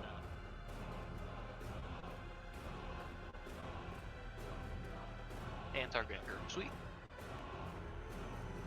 That was a weird roll. Oh, could I re-roll that, please? Yes. Let me wait. What are you rolling? I'm gonna re-roll my attack using King of the Ring. I know how to fake people out and strike them, where they Okay. least expect it. Yeah, I'll accept it. Trait reroll, King Ring, both. Yes, please. That's not good either, and I'm out. Somehow worse. Okay. Well, you can't push 2, can you?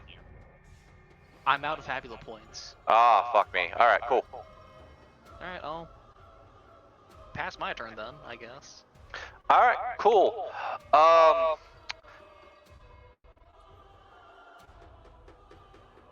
right, it be me. Unless she has a second turn, yeah? Ah, Second that's turn. true. I have a second turn. As No, I DM, no, don't do it. begin my second turn, and I will attempt the dark as Elmina the Dark Crone, this form of her instead of Elmina of the Grove or Elmina the Hag, begins a.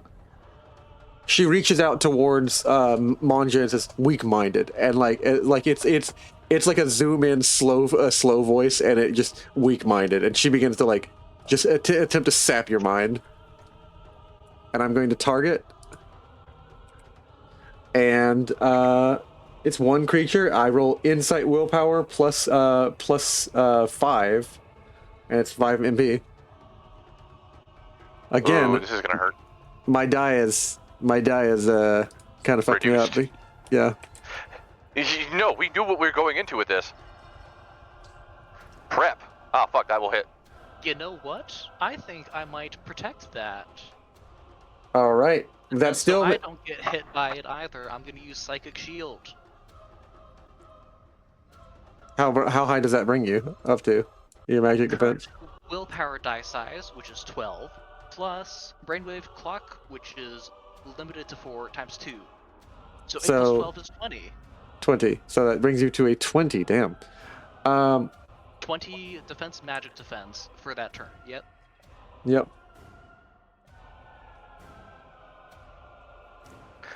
So just, how much damage was that gonna be, DM? Or is that a... How much damage was that going to be if I actually hit you? Her Drain Spirit. You were going to lose high roll plus 39 points, and then half of that would have been lost in health. Oh, that... No! Oh, man. DPS on the battlefield. Don't let her drain you. She wants to drain, my boys! Okay. Well then. Well then, Cloud, if you wanna hit your past turn, Mon'ja can go.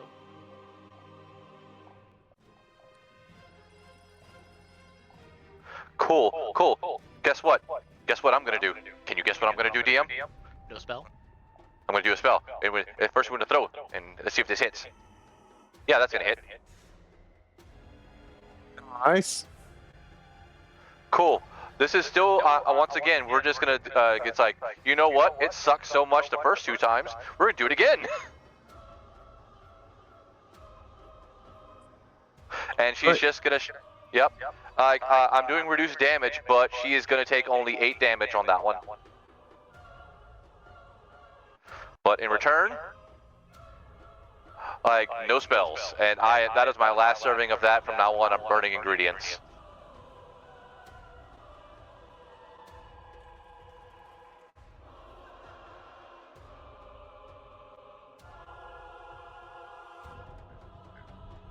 Have you used a dark ability at all this combat, Arnvid? Arnvid or Arden? Arden. Or The debuff? Yeah, it depends on the curse. I mean, that is let me open up your character sheet and see what it is. the NPC spell, so. Yeah, I would say that counts as a dark ability as long as you're okay. I'm not. You don't think I'm just pulling bullshit? It makes sense. It makes sense. I'm going to activate one of her special rules in this mode. Uh-oh. And she's going to look at you and she's going to say, "The Dark King comes," and then she's just going to like basically mind crush you, and you're gonna feel like a heart palpitation as you become vulnerable to dark spells. What in the goddamn? And for the moment, let me see if I can apply it real quick. I am going to temporarily make you vulnerable to dark. However, she cannot cast any spells at all. So Yeah. yeah. I got it. She can't cast spells, but I have a basic attack called Dark Magics. Ah, fuck. Well, Alright. after that, it's our turn, so I'm a head up so I can get protect back. All right. That's good. Everybody else? Yeah, go for it. Go for it. Alright. Should I do Heart of the Fateless for extra damage, or should I save it for the defenses? It's up to you, man. Like, she has a fat HP bar, and we've barely scratched it. What's the HP at right now? It's at 80, and you haven't even hit her. Yeah, because my first attack was a debuff. And that's all I'm doing is debuffing. No, I did 8 damage to her. You're preventing her from casting spells, which is a smart idea because one of her spells does so much damage to your magicka and regenerates her. Yeah, but here's the thing. You I did know. the Sling Staff, high roll 0, 8 damage. Yep, I did. So she's down to 72. Stay down to 72. My bad. Haha, we're keeping track. Haha. Haha. You did. I forgot you had the forks where you do the effect You and. want to throw forks and knives into the chat so we can see it? Yeah. Oh, I'm sorry. Let me do the thing. Well, bam. Did you click the pick?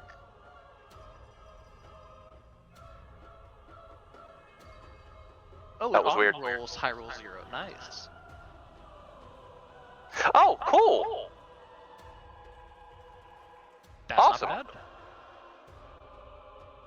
Alright, my turn. I'm gonna fuck her up. Fuck her up.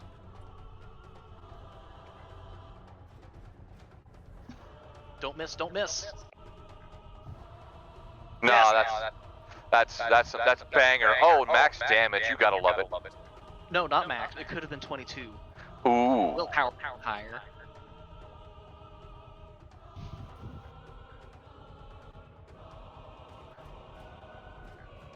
TM, you gonna take that hit? Got hit. 20 frost. Oh no, not him. Take that hit. Me take that hit. Why would you apply it? As I take 20 HP damage. Yes. Sweet. Alright, pass turn. Her turn now. She's going to obviously target the person she just made weak, and she's going to hit her Dark Magic's ability. And let me look at Fultimator for what Dark Magic does. Insight, Willpower +3. So, again, you've really messed me over. Yep. Messing with my die. So, Insight, Willpower +3 And this is against basic defense? against magic defense instead of defense. Ooh. Nope. Urgh. You want me to take that hit for you? It's high roll plus. plus 10, so that's 20, so that would do 40 damage to you. Ooh. I mean, You want I me to can take that heal hit? him. I can I can heal myself next round on my next attack. Not that much, but I can heal some. No, you're gonna get a I'll full wait heal from for one of the us. Second round of attacks then to defend it. All right, then. So I'll take it. All right, that's going to be 40 damage to you, my dude. With vulnerability, yep. Kill the yeah. wabbit. That be Crisis. He's in crisis. Mm-hmm. So my turn. Yeah. Question: Yes. the effect that she did on me, is it count as a spell? No. It was the melee attack. No. What gives me invulnerability? What she did to give me vulnerability, does it count as a spell? It doesn't count as a spell. It's a special ability. I'm just making sure. It's a special rule. Yeah. You wanted to try and cleanse. I have dispel. Yes. It's like I am making it my life mission to make sure she can't cast spells right now. That's fine. And we greatly appreciate you for it. In that case, she hits me with that, and the thing is, Arden kind of, when he gets up, the motion isn't quite him, so it's like something else is there, and he looks down at the blades, looks up, and there's this mote of blue in the darkness in his eyes. The Karn shall be protected. And I leap at her again with brain vigor. Bonkai?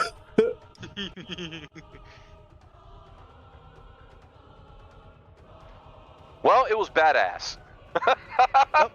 Are you able to Hold on. reroll? Yes, I do. I have one more left. Roll that beautiful bean footage. Great. I will invoke my origin because this is related to my quirk. The way I'm playing it up.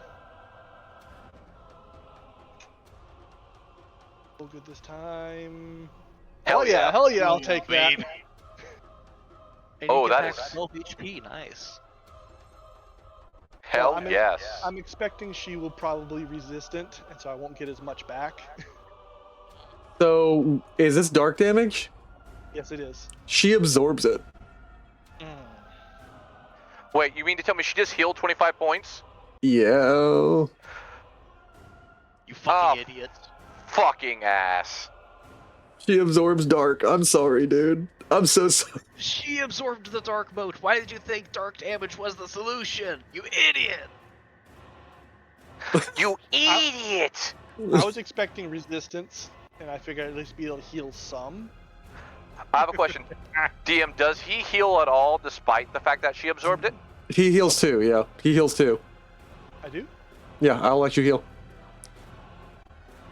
I'll take it. No, 2 points it's is recover amount of better than HP nothing. equal to half the hit points lost they suffered. Yeah. So it Yeah. would not apply. I was thinking of it. I'm sorry. Okay. No big deal. Well, is it the witch again? It is the witch Or do you again. wanna double tap your initiative.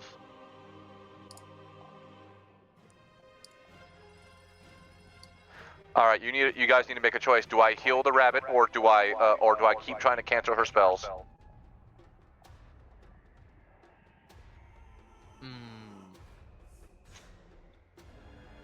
Because I can keep this going all day. I think either way it's going to be bad, so go ahead and I would say keep canceling her spells. Noted. All right. Whose turn is it in the order? It is First. the witch right now. Oh, DM, don't you dare. Don't you do it. Don't you do it, Samwise Gamgee. All right. It's my turn. And with that, You were a kind god in Skip. I have... Amen. I don't think I... How long does your effect last? How long does your effect last on me? Your spell abilities? Cannot and cannot cast a spell until each of the DLC targets cannot perform the spell action during their next turn. Next turn? So Next not in a turn. round. So It is I'm not free to round, cast a it is spell. turn.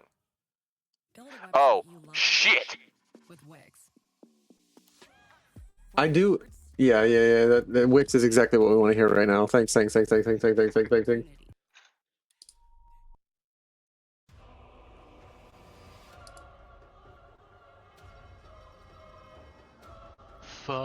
Indeed.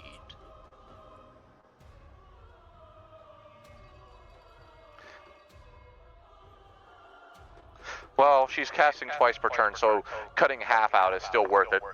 She turns to you, Uh-oh. Mon'ja, and she's going to hit you with have you cast any dark spells in this round? I have no such thing. Okay, cool. She's gonna hit you with cursed magic, which is gonna be poison damage, and then you suffer weak. Let me see with cursed magics. It's again an insight willpower. That is the best thing you've done this entire. Whoever did that to me, that was the best thing you could have done. Insight willpower +3, and it's targeting magic. I'm going to protect and psychic shield. Cool. In that case, she's like, aha, you activated my trap card. how many mind points do you have left? I haven't been tracking your mind points because I still don't have think 20 more. I need to pop another potion if I do it again. Okay, cool. Yeah, she looks incredibly frustrated and like basically like begins curling and cracking her knuckles, and like that is her turn. She's gonna punch you in the nuts. She can try and reach up. Cool. Well, first things first. Fourth verse, same with the first. Like, we are going to just try and hit. We're gonna try and hit with knife and fork. Not gonna hit. I am going to re-roll. I'm gonna burn my Fabula point to re-roll this. You want to hit just the 3, or do you want to risk both? I'm gonna re-roll both. I can't risk it. So let's see. Invoke trait to re-roll. Just roll with it, and it's gonna be both.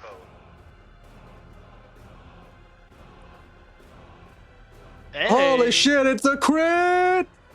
Yes. Let's fucking go! We are gonna it's gonna be, and there we go. And she's not getting a spell for her next try. All right, that is a-okay. That is Okay. I'm trying to think of what I can do to her. Like, I need something. That's 8 damage as well too, right? 8 damage. 8 damage. So that brings me down to 69. 69. She's nice. already been hit by the things that she's bad at. And she's still using Insight Will to use her physical attacks, correct? Yes. Okay. Oh okay. no, I haven't used a physical attack of hers yet. Y'all are lucky. Plot twist the bard onto here. Someone or something of your choice suddenly appears on scene, or is that a waste of it?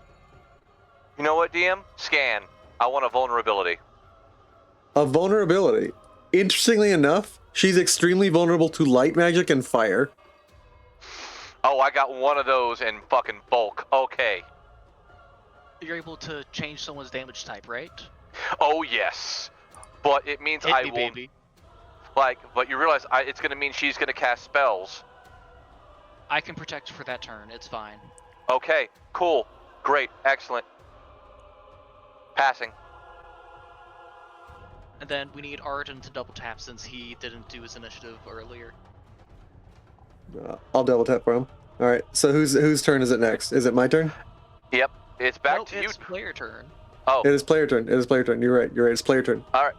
Do you want me to go to cast again to see if I can get her to give one of you fire damage? Also, has anyone spent a Fabula point to play their theme song? Does anybody want to do that this session? Out of Fabula points right now. I'm tapped. Oh damn! All out, baby. And guess what? I still have 5 Ultima points. Fuck you. Like, here's the thing.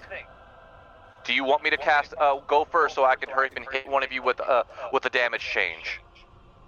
Argent is at 5 health, right? I'm at 15.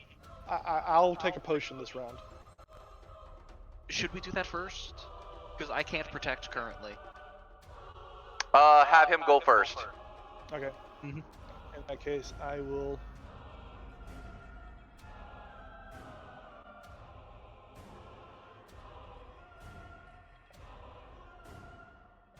Dig into my pack.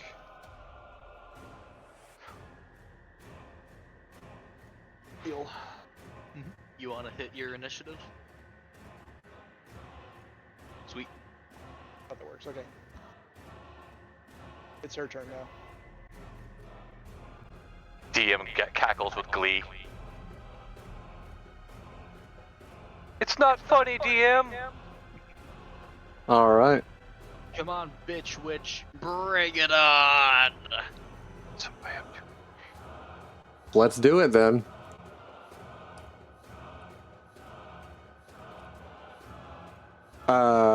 Well, I hope you know what one of the uses for an ultimate point is. Are you guys real well read up on what an ultimate point can be used for, or no? Just surprise me. Lie to Ultimate me, points DM. can be used to restore my magicka by 50 and at the same time cleanse me of status effects. We're screwed.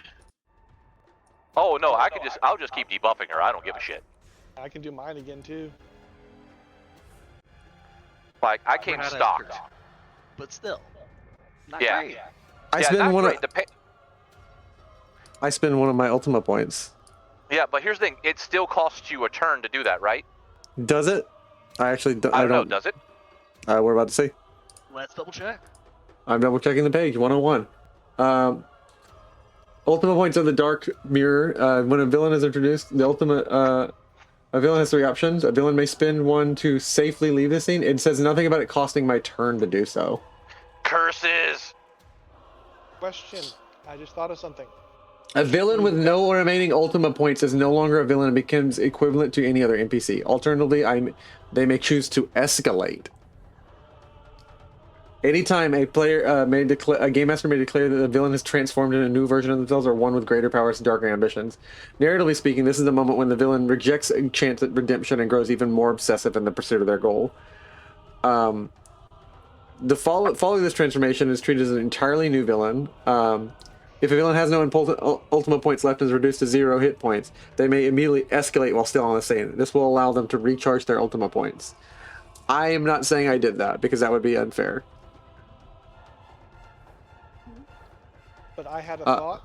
Yes. Shouldn't we If a got villain Fabula escalates point while on for scene- starting? When I transformed, you should all get 1 Fabula point. Yes, you're damn right. Yes. Because that says it So right here at the bottom of this page. Shouldn't we have gotten one when we started the fight? Because that's when she entered. When the villain showed up? When she entered, yes, you should get 2. Yeah, correct. Well, I already No, gave we got myself one. that extra Yeah. when we started the combat, so we're good. So I'm back up 2-1. I'm up to 2 now. Yep. So if you guys want to use your thing song, go for it. Well, cool. Then it's me on the on turn order. I'm currently in my turn, Oh, okay, you're okay.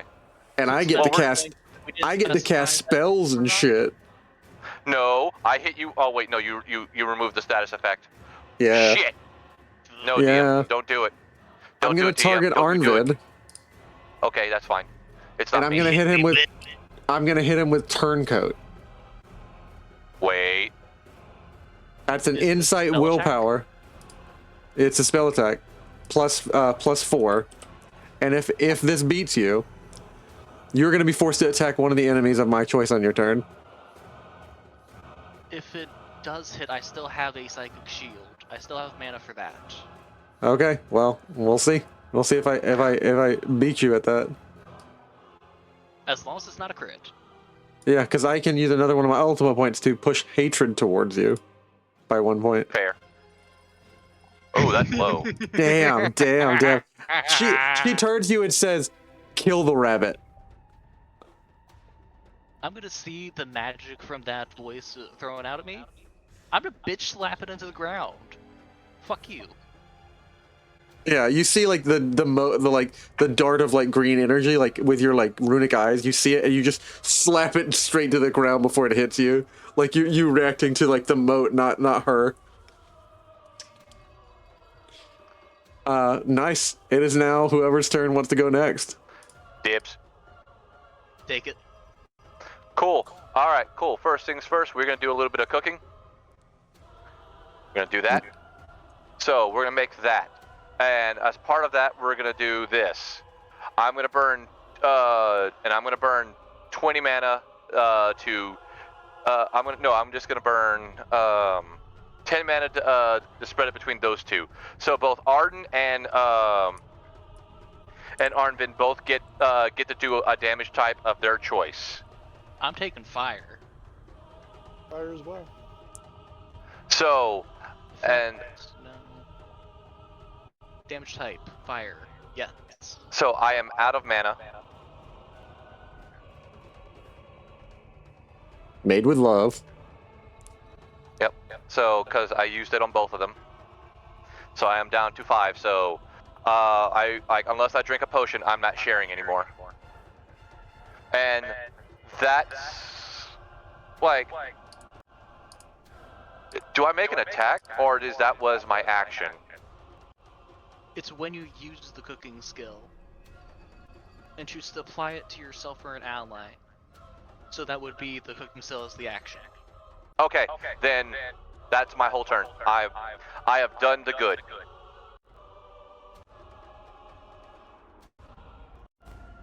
And just pass back to the DM. Mm-hmm. Try it again, bitch. Hit me!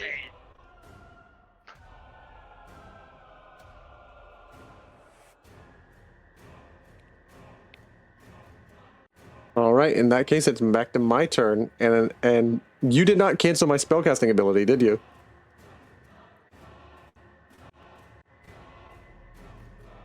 I'm double checking. You guys, hello, everybody there?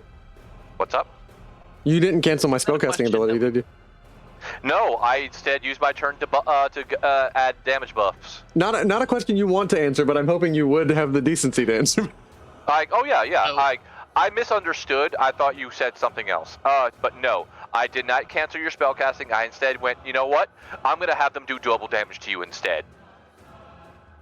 She is going to begin her. Let me take a look in Fultimator. It is a special rule, but I have to have the spellcasting ability.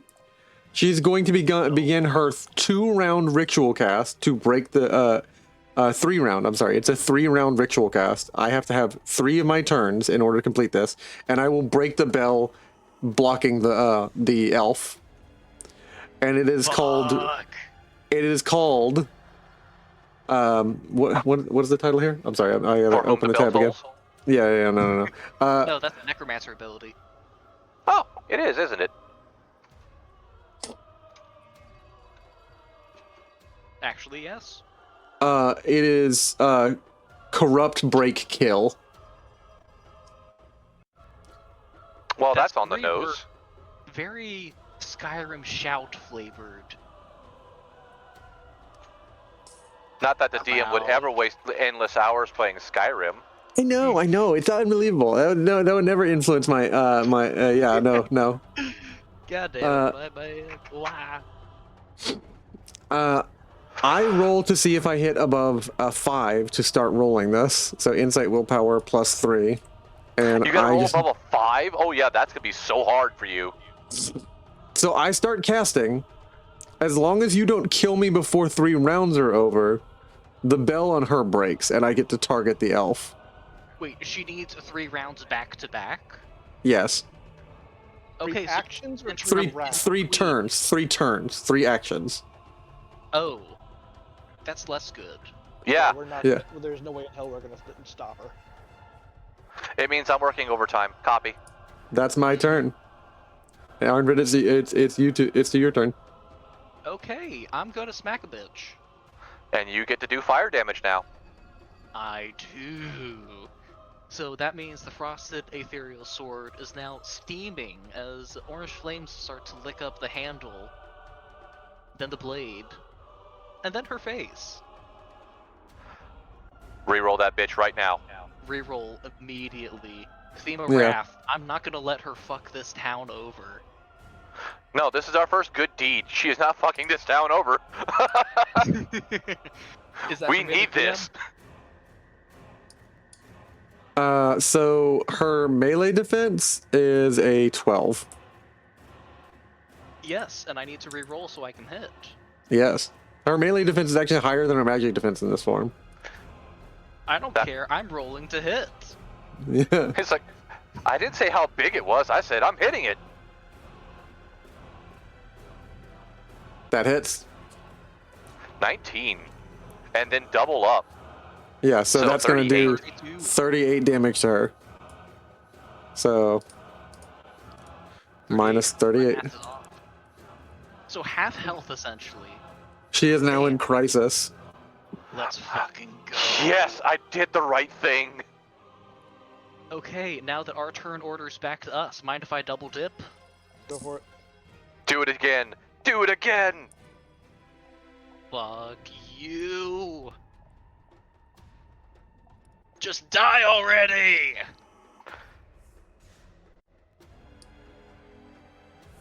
36.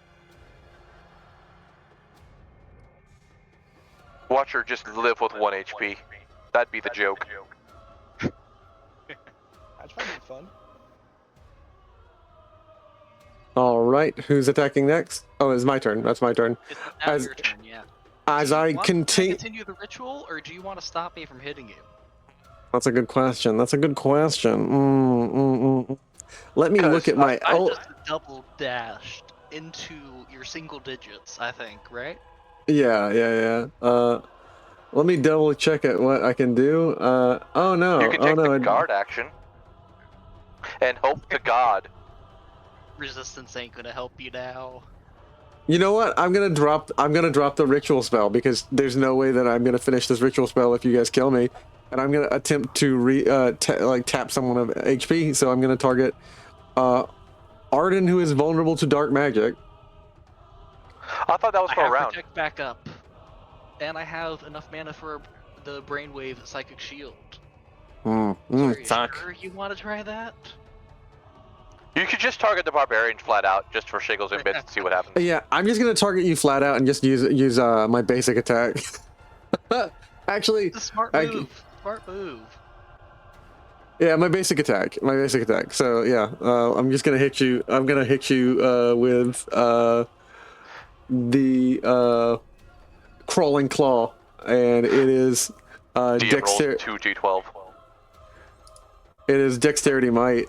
And now, interestingly enough, her dexterity in this mode is terrifyingly fast as she drops to her knees and just scuttles towards you with this massive size in a terrifying way, and you just hear and a claw as she goes to slash at you. It's going to be high roll plus 15 damage.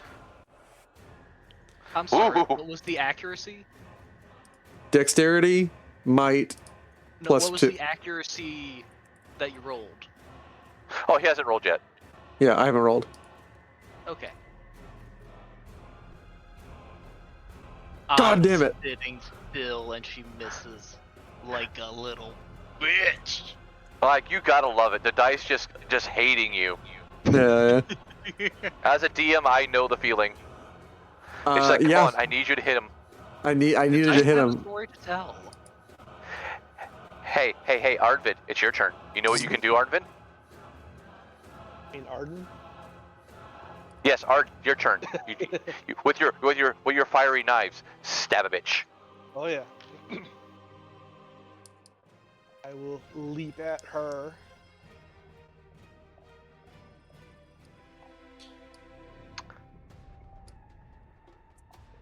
Hits, Aim for the eye. Which eye? All of them. Multi-stab. That was your chance to say aye, Captain. No, I didn't like it. That hit her? Let's see here. Does 14 hit her Yes, it hits both magic and regular defense. It hits. 14 is going to be 38. This is going to kill her. How would you like to do this? Let's go. I would say, she's scuttering forward and to attack Arnvid, and he defends. I just kind of leap down on her, and just from above, just complete the thing, double strike, right down in both sides of her neck. And then as the flames are getting to go into her, I lean in close and say, "The groves are meant to be protected, not warped. Return to the darkness where you spawned." And then I jump off, kind of backspin, jump off, and she kind of goes up in flames after that. At which point, you will hear two sounds back to back. First is the sound of her guttural screaming as she say, you can see the moat like pop out of her throat, the dark eye. It shudders, shivering in the air, like jittering back and forth like high speeds, snaps open, breaks, and like a you all have to like jump backwards as a hole, like almost a portable hole opens up, and you hear a realm of endless screaming as you see like essentially a portable hole to a realm that is something akin to what you saw before, Arden, and you hear this sound, and I'm going to go ahead and pause, and I'm going to end the combat music.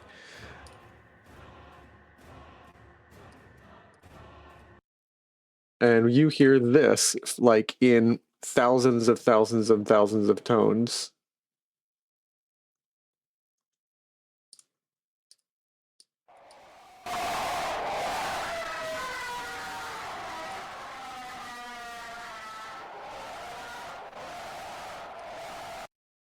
As a People new, watching, make sure to turn down your volume. yeah, for real. As a new, different kind of light pierces the sky. This time, this one more yellowed, more softly, the color of warm sunlight, and you see this arrow pierce the sky and swallow up the moats and pierce through the bell, hitting the portal and closing it.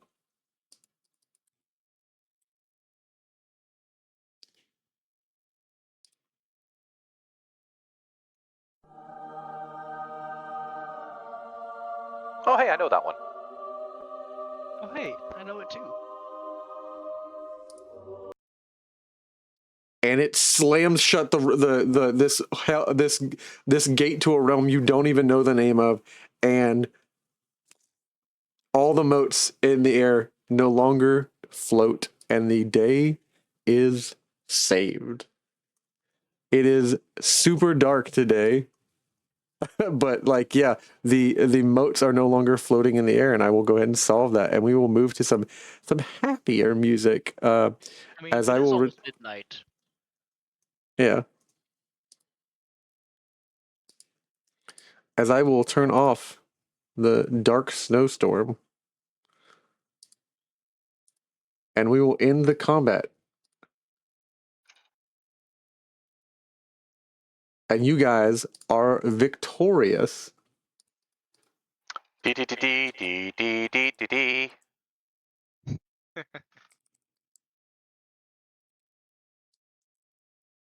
Combat poses go. Super Sentai. And hell no, DM, I'm not wasting a Fabula point on cool music. Oh no, that's okay. This is for free. This is from the system. Oh, I know. It's like, just like stopping. Just like, really? You really? Of all the songs, really? Now hold on. It's a little out of date, but it ain't wrong. We just beat a boss, I think. So anyway, who wants to go lie down and just pass out for like 10 hours? I don't know, maybe we should check on the woman in the tower? Arden, you spoke with her before, right? Yeah, Bunny, go see girlfriend. I think I will. He didn't deny it.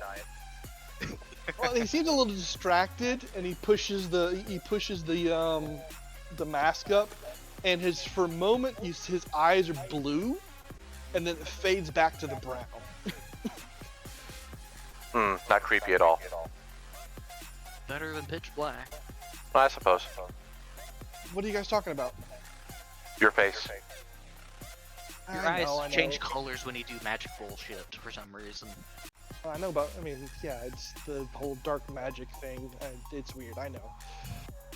No, they went blue this time. What? I've never done that before. The artwork Anyways, for your girlfriend. Girlfriend. She is so out of my league. I'm not even trying. Yeah. Hey, not trying, not showing interest, that's how you get them.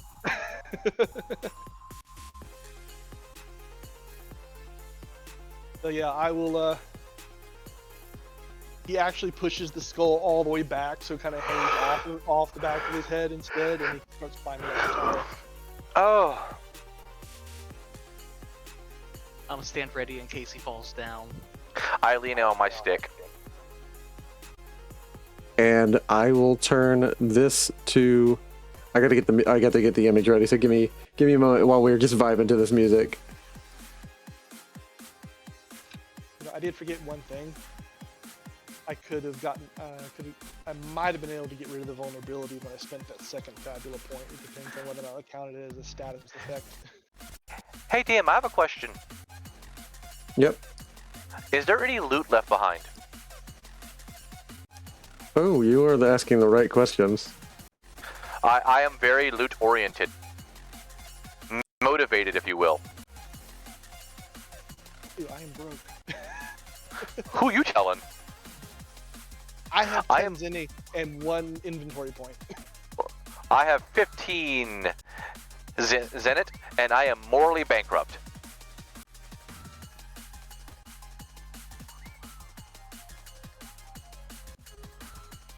And let me go ahead and change the artwork for her, and I am getting it right now.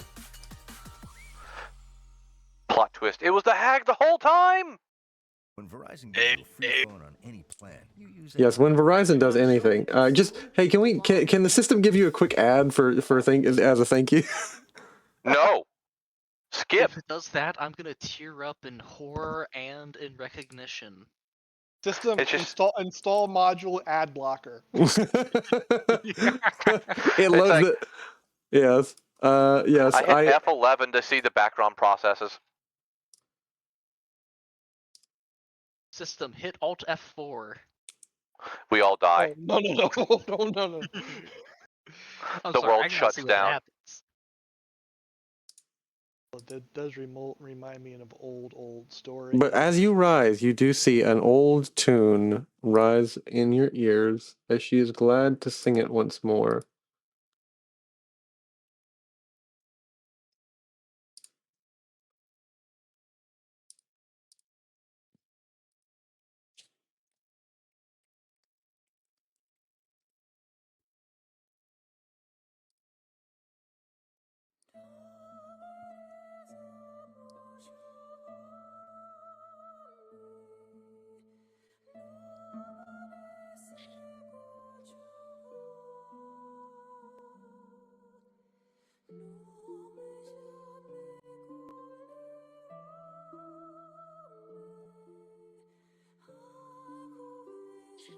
Sorry, I'm just getting everything ready. I should have had this image ready before, so everyone shout at me, bad DM, breaking the pacing. No, we won't shame you if you give us better loot. Okay. Yeah, no, you will get good loot. Passes, increase the zenith by 10. I'm being reasonable here. I could ask for 1,000. Reasonable. Alright.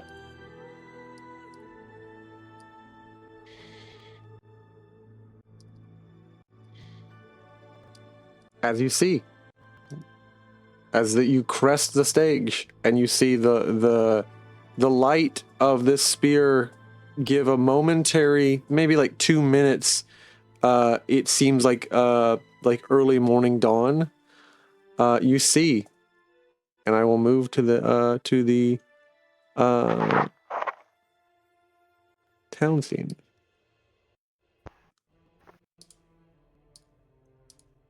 As the darkness gives way.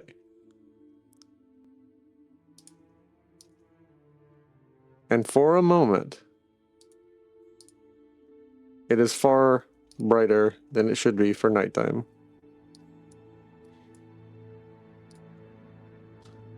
And you see the face of the cantor, Shalene.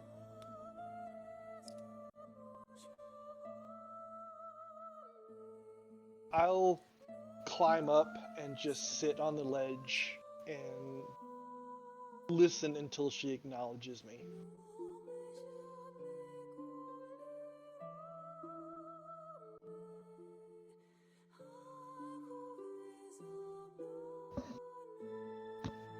She plays a little bit, and she's already smiling by the time you crest over the edge. There's a smile on her face. She knows you're there, but she's playing, letting you enjoy the music one more time, knowing not how long you will be in this town. Yeah.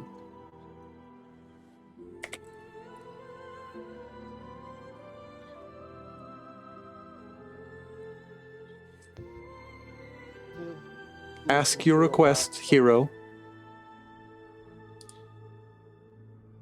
I just wanted to make sure you were okay. You don't even ask for my name? You seemed rather interested in protecting me.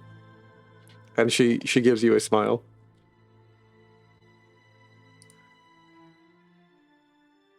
He kind of, words gets caught in his throat for a minute, and they finally come out. You should be protected. He kind of blushes a little bit, but I would like to know your name, please. She waits till the exact moment, the peak of the song, to play 4 notes to accentuate each syllable. Arabelle Shalene. Thank you. I am the blessed bell, Shalene.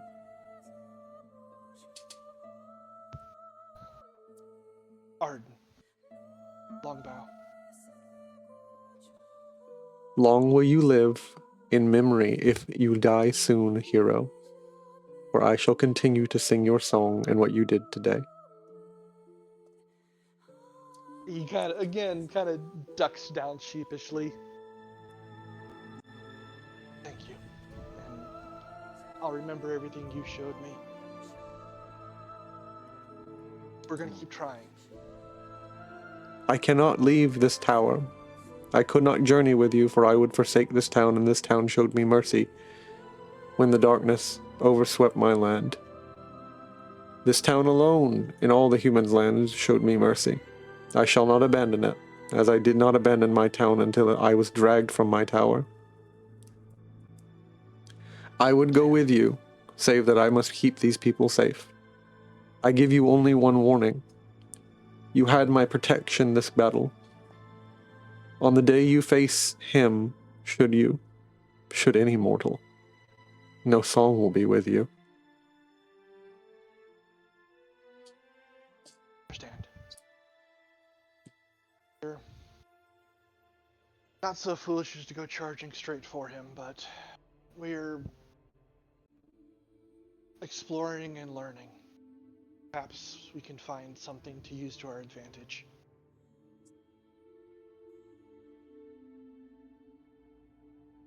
Actually, and he kind of pauses and cocks his head to the side for a second. One moment, please. System, can you make an audio recording of her singing?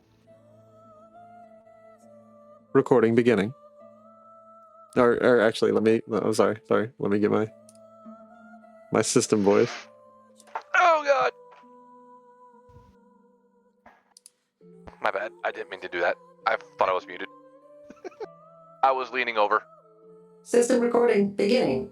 Would you like a special name for this file?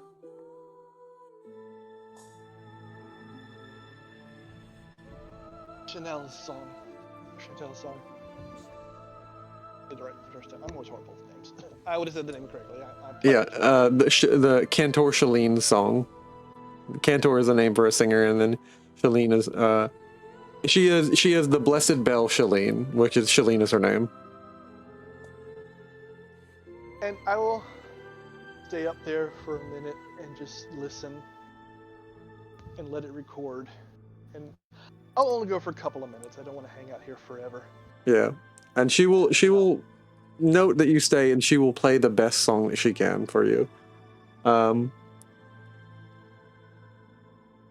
And you will have a recording on the day in case that you fight any of these enemies. The song of the Sacred Bell, or the song of the Blessed Bell, Shalene, and it will be useful for you. However, you're not sure exactly how to use this, so we'll The reason why he's doing this, the character's doing this, it's like he's not expecting the magic to come through. That seemed to him that's too OP. The system wouldn't let that happen.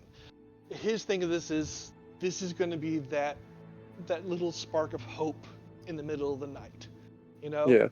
Yeah. When he's feeling down, when he's feeling lonely, he can play the recording and help lift his spirits a little bit. In that case, I will thank her one last time. As I head out, I stop, and I don't try to do the same thing I did last time, but I just get a more serious look at my face and actually reach up and put the helmet back on. Hopefully, sometime in our lifetime, which would be a short time for you from this place, you'll have need to stay here anymore.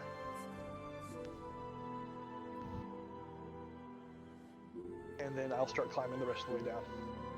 she will nod, and you leave. And I'm gonna go ahead and describe the cool thing that Mon'ja finds. Mon'ja, you find 5 filters, 5 of the mushrooms you need, and 5 of the second ingredient that I cannot remember. I'll have to go back and watch the episode. But you find 5 of this 3-part thing to make 1 glass of coffee. You have We have 5 dogwood filters, 5 deep shrooms. yes. 5 of the, well, I already had the shrooms because you gave me those earlier, but I guess this is more. Yeah, 5 So shrooms. we'll bring that up to 10. Yeah. And the third item is secretions from the deep larva. Yes. That too?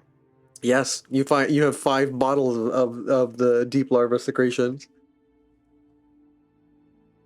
And you will find on her jewelry amounting to the resulting total of 1,500 zenith.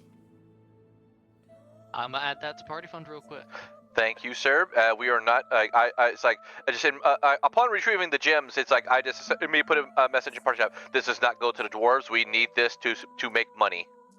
I will also add, there is one last thing you find, but you will have to stomach the fact that it has touched the hag's lips. You find a golden lipstick tube of deep blue lipstick. Copy. Got it. Like, it's like, here's the thing. Like, just grabs a bottle of alcohol, of high-proof alcohol that he just has in his bag and just uses it to clean the exterior. When you equip this material, this makeup, which means you have to rub the makeup from the last spot that she rubbed it on. When you rub this makeup on you and speak to anyone, you do a willpower test +5 as a modifier. Anybody who's rolling against you has to roll against that or otherwise be ensorcelled to do the next single thing you tell them to do. Oh, it's Charm Person. Yeah. It's Charm Person makeup. And that's what she was using, and she was using it at a much higher level. Cool. Excellent. Lovely. No, it's like I just look at instead I just look at Arnvid. I have everything we need. I can try and make coffee. And the darkness It's returns like, to the day. Pick you up and jump down to the street and start booking it back to the inn. It's like, and you just hear my arms in the air. Coffee. DM, we must now begin the project of the coffee. Yes. What? I'm gonna say that there's a coffee-related song that's gonna become your theme song, and if we figure it out, I will play it anytime coffee comes up again, and that will be the party theme. It is perfect. Alright, guys, I have to assign a status bump to this. So, DM, would you Dex. allow, a bonus to Dex? I will If we're allow you, caffeinated. when you're caffeinated, to roll at a max die size of D12 with a +4 for dexterity. Oh, Okay. baby, that's good for you too. Yeah, absolutely. Cool. Dex plus Dex die to a D12 and +4. Yeah. It just increases the Dex size, not brings it to a Dex 4, correct? Oh, it brings it to a D12 +4. Oh, fuck. Okay, cool. Excuse me. I need to do things now. Open up the cookbook. Okay. Let's see what I have available in that. It also gives you an extra die size in willpower to any like effects to stave off sleeping or tiredness or anything that will impose sleep. It gives you a single roll chance if someone has like a sleep spell on you to resist it. So, cool. Like, cool. So this is gonna be just a bitter from the mushrooms, the secretions. Let's see, and the filters from the water. Cool. How much could I make? How many servings of this could I make? We have 5 of each. No, we is have- it we have- 1? Well, I have 10 shrooms technically, so it would be a bold coffee if I used all of it. But with the limiting factor of 5 of the other 2 ingredients, is it a 1-to-1 ratio? Is it a 2-to-1 ratio to make coffee?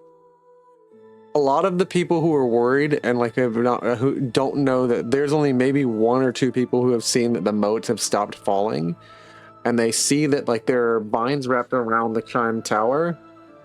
They heard the scream in the night, but like there is maybe 1 bold person who's staying outside watching, and it is Voknir, the young boy. Like the young boy is like trembling, but he watched, and he basically came outside when he heard the scream, and no one else has stepped out into the town street. Like everyone is cowering inside their homes except for Voknir.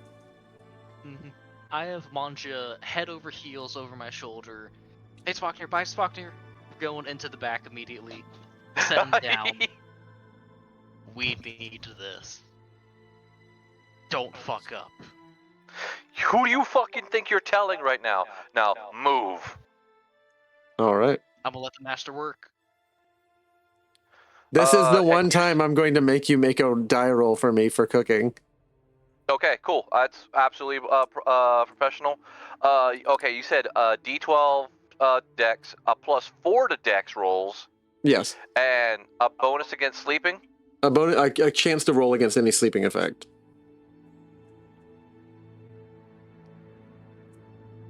Copy that. I'm just putting those on in the notes for it. Okay. It's gonna What be do you want me to roll here? a dexterity, because cooking takes some, dexterity. You have to respond to the heating times and things, and it takes an advertisement to run, and you have to you have to accept the advertisement, otherwise you're stuck. No, you return to the tavern, and it is going to take a dexterity and insight roll, and you have to hit a 13. Let's go. I'm gonna shit, I can't push it. I'm gonna burn a Fabula point. Okay. Like it's like no. Like in my very soul it's like no, we must. I'm gonna reroll that 3.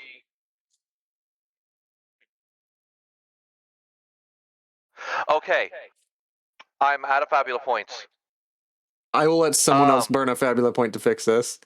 I will gladly burn that Fabula point to help out. I just need you to push 1. Can I get a bond with Mon'ja as we're trying to make coffee? In downtimes, you can create bonds. Yes. What is your bond with Mon'ja?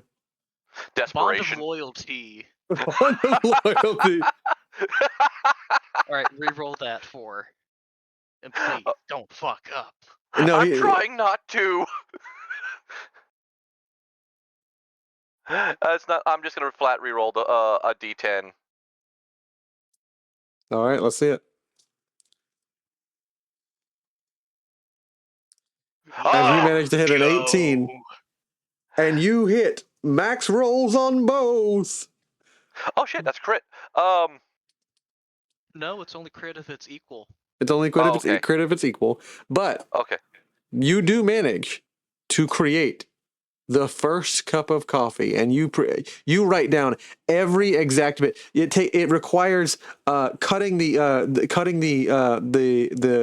the mushroom before you even cook it. It requires cooking it at a constant temperature in a way that will dehydrate it first and won't burn it. You won't smell any burning. You do want to roast it, but you don't want to burn it. Then you want to finely grind it. Then you want to prep the paper. The paper actually needs to be soaked. It's too sturdy. It needs to be soaked slightly, not too much.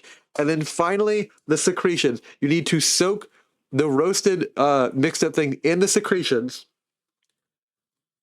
and let all of that water filter and percolate through it. And that is the point at which you came to a problem. You were getting all this stuff ready, you were soaking it, you're like, you only have a momentary temporary piece of time, and then you realize there are no coffee machines in this world. And that was the difficult part of this role, where you're like, I need something to percolate water through. And you haphazardly create with yourself, and I'll let you carry this around, some percolation gear for a coffee machine. You're essentially a percolating pot. I mean, between a blend of fire magic and heating water, like a French press would not be hard to make. So Yeah, so I will allow you a French press in your inventory. yes, I have a French press, guys. What the hell is that? Is what Hilda says. This amazing item is going to change the world. Do you mind if I have some? Shh, wait. Come here. Like, first things first, I summon the other two. Group It's like- chat. Coffee is made. Yep. There's a thing you might not have. You guys basically disappeared before Arden came back. It's like, oh, I guarantee you would have gotten messages from us. It's like, we have everything we need. Coffee, to the inn, now. Stop flirting. Where are you? Like, every other minute. And the thing is, most of those messages were not actually all the messages weren't answered. And when He left us on scene. When Arden comes in, he looks revitalized. And whereas the others probably came in, drooping a little bit through the, having had through an arduous fight. Arden looks revitalized, like something had been accomplished and had revitalized him, at least in spirit. So, yeah, so basically probably about the time you guys finish up the coffee is when Arden comes in, and he's like, what's up? Like, the smell would hit you, probably. This track is titled Happy Coffee Song. Okay, it fits. Hold on. I turned it down. Yeah. I'm down with it. Cool, you actually got she had the stuff, of course. Yes. And I had the last cup, and I didn't share it with you guys because I didn't realize you guys wanted it, or as much anyways, until it was too late. But so you guys go first. I wander around the kitchen. I just collect like various things you would need with coffee. Like, I collect some probably goat's milk or cream, and then I also collect sugar. It's probably brown sugar, but it'll do. It's brown since sugar, I doubt yes. they've developed bleaching. Yeah, it is brown sugar. You peasant. If you're having coffee, you're having it black. This is the first cup. I didn't know how much of a wuss you were. And then I sip and drink my coffee. Hilda's like, am I allowed to have some? You don't have a lot to... Shh, wait. We need to taste test to make sure we hit it right. It's important. This is vital for us. she smells the nutty aroma and like a sense that you've probably done something here, but like has no idea what you're doing and like is just waiting. She doesn't know why this is such a big deal. And how is it, DM? Did we get it right? At an 18, you have made something approximating Folger's house coffee. Okay, it's basic, bitch, but it's better than nothing. Yeah, you have not made the greatest French press coffee in the world, but you have made basic coffee, which is, in a world without it, a blessing. So we would have 4 servings left. Office coffee, Dunkin' Donuts coffee. It's akin to a Dunkin' Donuts coffee. It is. Give me hands. Yes. Bless your soul. I am a blessed soul. I am a kind God. You may praise me.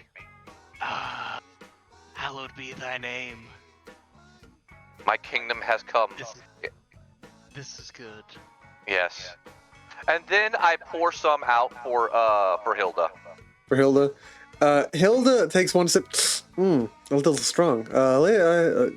The boss is he's a little strong. He's a little strong. You see, and she walks over and grabs a little bit of milk, a little bit of sugar, and stirs slightly, and takes a sip.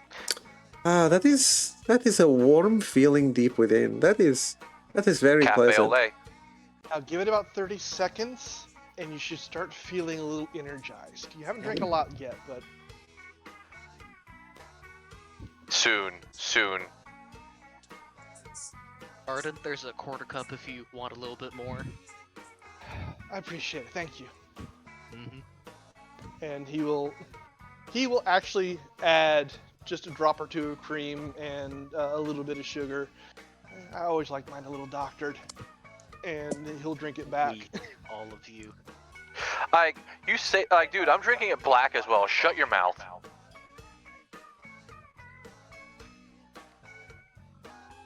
Ooh, look at me. I'm the big, strong barbarian. I only drink things naturally. Fuck off. Oh no, I will gladly have artificial sweeteners with my desserts. But Coffee is coffee a dessert when you want it to be.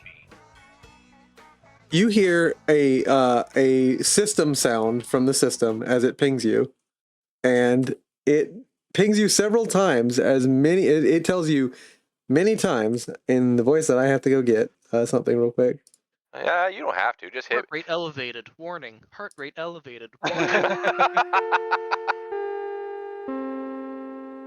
Oh shit, that sounds bad.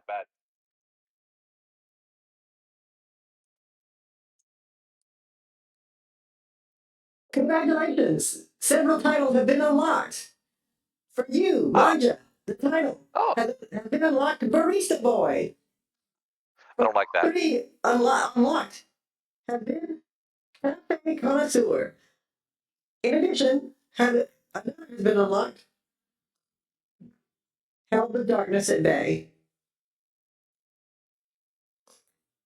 Shortened to Darkness Defender.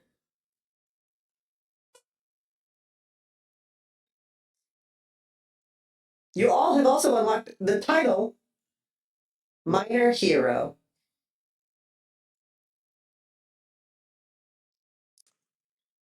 Alright. So, that is... I picked up Thief, picked up Mischief Maker, Barista Boy, don't like that one, Minor Hero, what was the other one's DM? Cafe Connoisseur and Defense Against the Darkness. Yep, I got that one. Okay.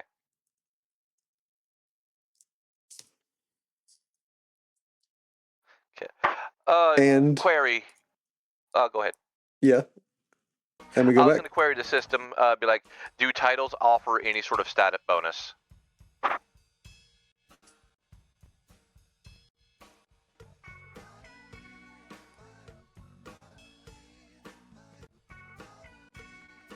You're correct to ask, Mon'ja. Titles offer a single bonus. By the way, the system has been updated to be more responsive to your questions. We're now in version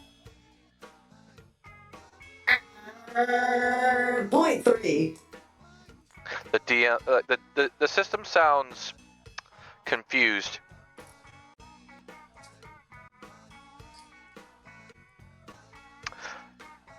Like I'm worried the system might start saying Roger Roger soon. Alright, what are the title bonuses? Like I'm sure like we look at our character sheets, our status screens, and like it'll show the titles and whatever bonuses may be related to them. A +1 bonus to any related activities while you're wearing the appropriate title. People will refer to you almost instinctually by that title. Huh. Neat. Congratulations, assuming- guys. Although I'm a bit more responsive. Ask me questions. No. You're really killing the purpose of this update. Is there a Demon Slayer title or Demon Hunter title? You are correct. You have not unlocked the Demon Slayer title. That's if you leveled off.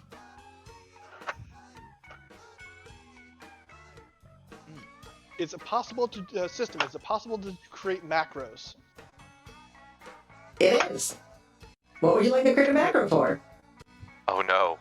I have to do some research first, but I'll get back to you on that. I'm thinking about quick ways to quickly switch between perspective views. Would you like to send a bug report? The system sounds incredibly sad when he asks that. What? Who asked what? Would you like to send a bug report? No, there's no. I think you're doing pretty good. Excellent.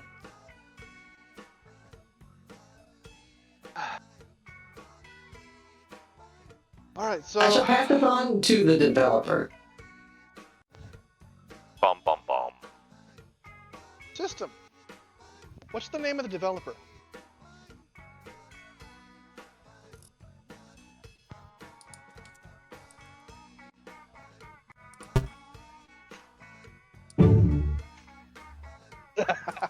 Did you just crash the system? I mean, at least it wasn't a vine boom. Oh, don't worry. Needs that pipe is reboot. coming in Rebooting system. System will reboot in 1 day. Oh. God damn. What? Damn it!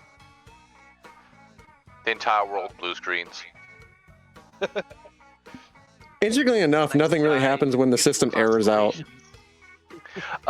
DM, does my levels in crafting go up at all? Because I had a level 5 crafting, if that matters. It goes up by 3 to 8. Hey, You we made wouldn't it. know this, however, because the system has crashed out for all 3 of you because of Arden, and will not restart, and you cannot see any of the extra actual IR like what you can do and see with your character's hands and feet living in this world. You have no extra ancillary abilities because Arden has crashed the system. I was gonna do that.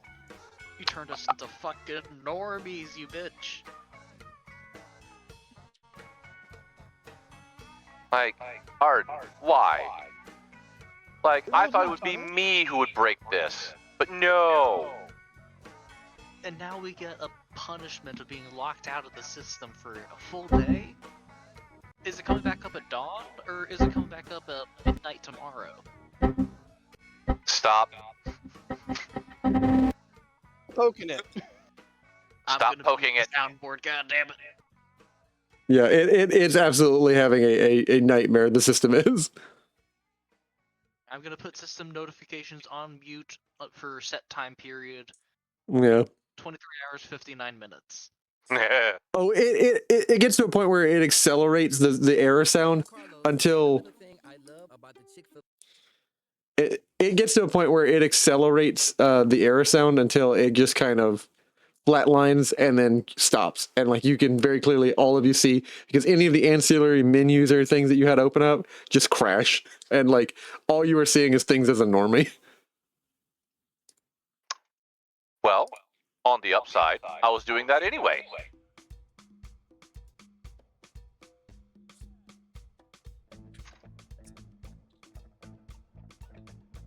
Oh, boys, I believe everybody needs to go to sleep because we have a lot of business to do. Tomorrow is the beginning of the Ale Fest, or let me check. It is the beginning of the Stout Fest, the Stout Day, it is Stout Day. Tomorrow we celebrate all the wondrous things, the good memories, the new things, like new people in town. Sleep after a cup of coffee with no tolerance? That's funny. Yeah, you're in for a problem of a night because you're not going to sleep now. Then why did any of you give me this?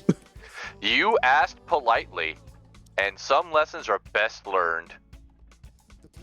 Why would anyone drink a drink that makes it not able to sleep? This sounds miserable. So you can work more into the night if you're trying to get a project done. Hi, we work all-nighters. Or if you have more of those people who are slow to get up in the morning and have. Also, you should probably be staying next to a bathroom because it's going to activate things. What you have given me sounds like a curse. It sounds like a curse to drink. Like it is, in fact, blurst. Alcohol itself is rotten fruit, which is poison. This is just a different form of that, with different problems and different benefits. You could have warned me, but I'm going to go figure out what to make do with myself for the next 2 hours before I actually feel tired again. Drink water. Yep, flush it out of your system.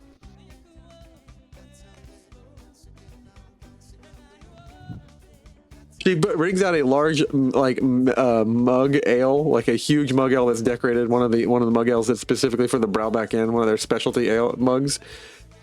I have a different solution, and she begins to make upper with a downer. She begins to take a drink, and she also is like basically making like beer basted like chicken for all of you. Anybody hungry? All right. I could eat. Yes, always. And we'll end the episode out on that. Because I believe it is. Oh yeah, it's about 10 o'clock. So we'll end the episode right about that as she begins to make beer battered chicken for all of you. Chicken. And does she react to my saying, "Killing the hag took a lot out of us"? You what? Like actually, we still have another hour. So if you guys want to take a short break, I can actually grab something to drink and we can keep going for 11 because we started at 7. We started late. I'm so for it. Sure, go ahead. Give me XP while you're at it. Yeah. You know what? Go ahead and add 2 XP before we even finish for the night because you guys have killed your first boss. Yay! Ayo. In the meantime, I'm going to need a to hit the break button for myself, and we're gonna hit pause. Amazon and stream. Everybody enjoy the beautiful sounds of Spotify playlist as we vibe out to some happier tunes now that we've beaten the boss. Hey Mon'ja, what was the titles that we all Can got? Can I get something to drink? Yeah, give me a second. I gotta pull up the sheet. I can post them into Discord real quick. Yeah, do that, because if we're gonna get bonuses for switching them out, I'm gonna definitely want to keep track of them. Let's see. I got them in general for us. And in case you're curious what was going on, I decided to play up the quirk, the Beast Who Walks, which is the Defender of a Sacred Site. So. You posted it to general, not the Fabula TABRA general. Let me just unfuck that. Ah. There we go. Yep. So Cafe Connoisseur, Hail the Darkness Bay, Darkness Defender, Minor Hero, and I got a couple as well. Barista Boy, and Thief from earlier, and Mischief Maker. Mm-hmm. You got more than us, which is fine. I mean, I tend to just say YOLO a lot. Yeah. Mm-hmm. I'm trying to do that somewhat with Arden, but unfortunately, I'm very analytical myself, so it's hard to get away from that. Well, Arden comes off as someone who thinks too much, whereas Mon'ja thinks too much to the point where it hinders them. So so there you go with the low will. Whereas Mon'ja doesn't think. Yeah. It's just nope, we're doing action. Yeah, I said that the analytical side of my personality interferes too much for the way I actually want to play him. I think it's coming out pretty well, actually. Yeah. And I thought it'd be fun to play into the Beast Who Walks quirk. So I thought it'd be fun flavor. Especially since the Curse XL spell comes from that. Mm-hmm. Oh, shit. I'm coming up close to the limit of 6 bonds. That's not good. Well, since Almeida's dead, I can get rid of that one. Yeah, you can swap that one out. I mean, is there a limit to how many bonds we can have? Yeah, we can only have a maximum of 6 this limit bonds. is 6. Ah. Thank you all for allowing me a little bit of a bio break. We always support bio breaks in this community, and I needed to get me something to drink and an ice cream sandwich. Well, I'm at a cap of 5. I'm gonna hold on to that I hate Elmina bond until I can replace it with something else. Mm-hmm. Few things are motivate as well as absolute fucking hatred. Yep.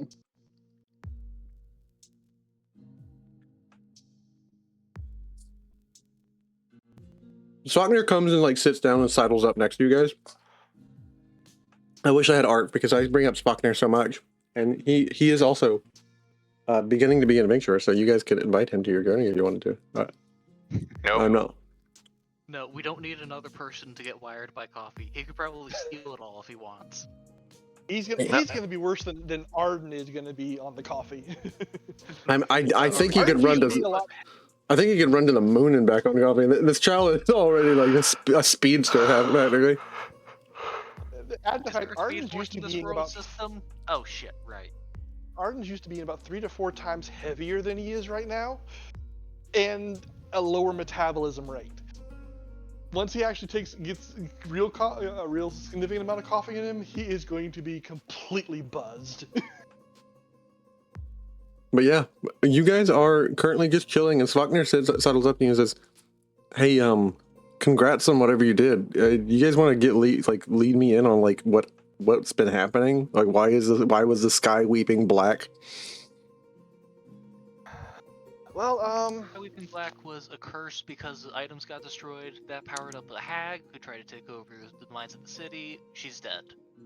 Yeah. Anybody want to do some dueling? What was the question? Is this like a regular thing around adventures? Is this something I'm gonna have to get used to? No. Yes. Yes. I mean, no. somewhat. Yes. It depends. Probably. Depends on what tier you end up being in. Yeah. Us a little bit too. We don't like to run away from danger. We're stupid. That too. Oh, you should probably report this. If this was like a mission of yours, you guys should probably report this to the Adventuring Guild, and so you can get an upgrade. That's not me speaking. That's Spockner speaking. This is us being good people. What? The bitch is no longer alive, so we can now, in fact, go to the Adventurers Guild. Yeah. That does not require us to blow it up. We don't exactly have proof that we did it, but... Yeah, we do. Holds up the lipstick. Yeah, but... You didn't grab her staff? That might have been a little more personal to her.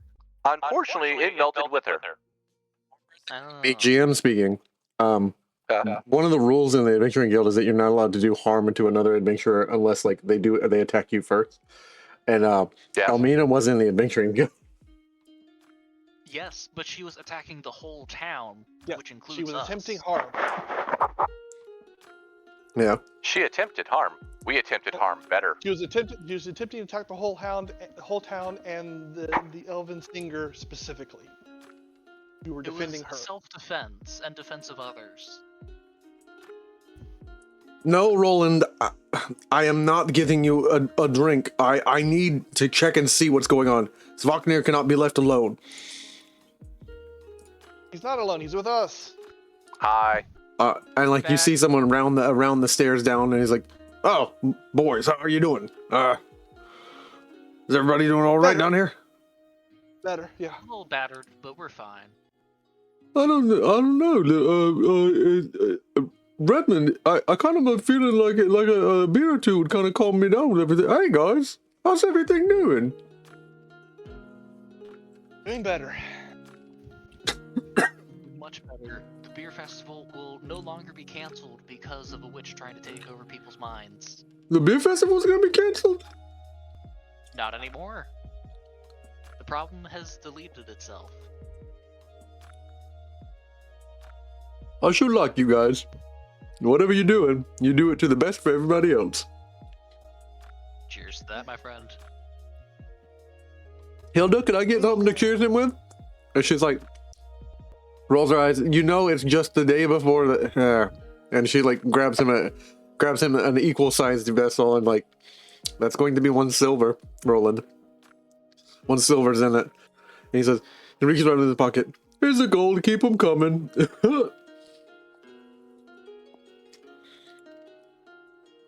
Come on, Redmond, drink with me. The town was gonna be cursed by some weird hag, and it's not because of these guys. They killed a hag. That's a pretty good on them. I mean, I like to think so. You got her head? I mean, it's not. Or her pieces of power, or any of her magical artifacts, or if you got her like some proof of the kill, you can. Hags are hated all across Tabra. Yep. Holds up the lipstick, which is about the only thing he got. Oh, that's not gonna do. You gotta have some proof of the body. The body kind of melted. Yeah, it went overcharged and then didn't survive its destruction. It melted? It melted. It did not melt. Pure goo. It was dragged into a... Well, burst into flames and then was dragged into hell. Hell? Another plane, a lot of screaming. The abyss. Oh, you mean Mabon? You mean Mabon? That's Yeah. Sorry. That's not good. And Roland kind of stops drinking for half a second, and he just looks at you and he's like, that hole still there? No, it closed. That's better. He begins drinking That's a marked again. improvement. I'm pretty sure she got dragged in there as punishment for failure. So I don't think we have to worry about her. Mm-hmm. This is not regular drinking conversation, but at least everything's well and ends well. Yeah. At least for that. Looking at our my other 2 companions. As much as I think it would be great to stay the whole festival, I don't think we should stay more than about a half day tomorrow. You're wrong. We got a 700-pound problem sleeping upstairs who's going to wake up sometime tomorrow. Oh yeah, Why'd you say that? Me and Goldleaf have been talking about that. Yeah, we were thinking about leaving maybe after like a few drinks from after getting as much sales as we could, because we both agree that whatever put him out hard, and we agree he probably is not going to be up again until like 6 p.m. The day of tomorrow. Yeah. Mm-hmm. So we can get it. Money. Some time to grab something I commissioned, and I'll be good to head out.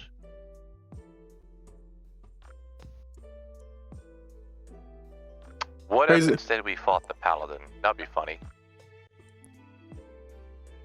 Have you seen his level? I mean, we're almost there. What if you didn't? I think it's a bad idea. I mean, so was fighting the hag. No, No, Squire Erd no longer looks like completely drained. You see a dark brown in his eyes, and he is standing up and he says, "What if you didn't? What if you I think didn't it's fair. target and actively say you were going to attack a noble knight of a holy order?" Hmm? I put debate on the noble portion of that. Like, we've seen his character. Yeah, but he's Noble's talking noble debatable. by title, not by deed. Titles, right. Titles. Listen, I'm grateful for everything you've done. And he like steps outside and looks up, and I'm grateful for you getting rid of that. And I have a lot to think about, but I made my oath and I'm a man of my word, and I can't just leave Airbreak. Understandable. If you guys convince me, I have to convince him, and I will not leave a man behind. Yeah. Now that is a noble thing.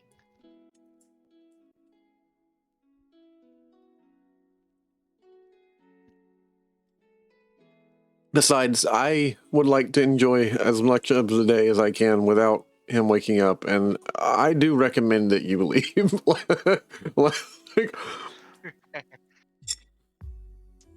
we head out, though, do you want to have a sparring session somewhere that people won't be actively yelling at you the whole time, just training to get better? He says, sure, and like you hear him clasp three things at once, and he goes to reach pull a center pull cord. Hold on, not inside here. We gotta head out to a field. Oh, okay, and he reclasps all three clasps, and he holds back on pulling the center pull cord. Roland, let Goldleaf know everything's all right, and we'll be leaving out around 5 o'clock tomorrow p.m. All right. If Goldleaf wants to leave, I mean, he could make more money the rest of the time. We'll leave, and so they're not bothered anymore. You kind of brought his attention on us too. He still needs to hand back over the necklace for Erd, right? Oh, damn it, you're right. I forgot about that. like Redmond just kind of like pacing back and forth. And he's like, all right. We'll figure something out with the night. But yeah, you all try and leave ahead of town and head over to the Noldon ahead of us. We will. One idea though. Hey, Erd? Yeah. You know about the deal that was struck between your liege and Goldleaf, right? Would you honor the payment and take the repaired symbol on his behalf? Oh, there's like a groaning sound, like a deep, unsettled groaning sound from him. But I will. You can take the money from his bags. He promised it, and all you're doing is fulfilling his oath, correct? Yeah. All right. That way we can not have trouble across the board. And he'll have no reason to come chasing after us, thinking we stole it, right? Mon'ja just has a look like, I mean, he won't have that reason. Erd says. He's jealous of my hot good looks, isn't he? This is the first laugh you get out of this kid for like a half second, and he's laughing besides himself, and he says, he grabs Roland's glass. He says, "I'm sorry," and like downs a good portion of it, and downs it, and he seems to be after downing the tankard in a bit of a lighter mood. My apologies, Roland. I'll grab another glass, and Roland's like, "Oh, it's all right. You." He seems a little bit more inebriated and a little bit easier toned, and he says, "I promised you I would tell you the whole story." You want to do that before or after the sparring match? I'd like to get some stress out. Yeah, we'll spar first. Go outside. You'll get your choice. Luckily for you, I'm built different. Yeah, you'll get your choice. Brick, pointing my thumb over at Arnvid, or Fast Striker, pointing at himself. Mon'ja puts a finger to his nose. Not it.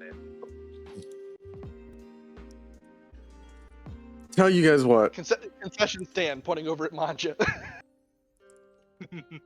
Not it. Not fighting. Not unless I got to. Well, I know. I'll fight the big guy first because he's what I'm used to. All right. You know that field Now, do where you you want did me that to thing? full Let's combat? not meet there. Let's meet somewhere else. Yeah, that sounds about right to me. And like, it's like, how about the place I was training earlier on the other side of town? And like, he kind of points to Sure. like this far end of town. Sure. Sounds good. Do you want me at full combat capability or holding back a bit for you? And like, Squire just kind of looks at you, and he's like, If we're going for training, we're going for proper form, not wild strikes.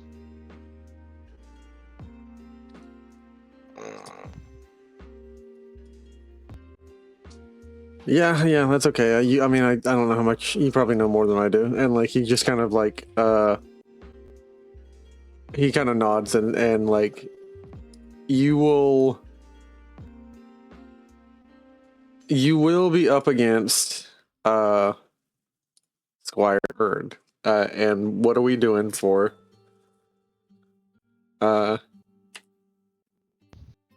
what are we doing for that? Let me see. Let me see for a little sparring match. What do you want to set up here?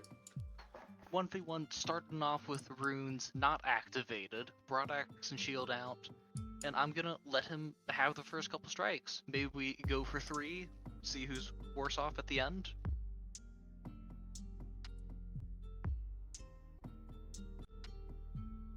What you could do is just make it easier. Do like contested attack rolls, and whoever rolls higher than like best out of 3 on that. That works too.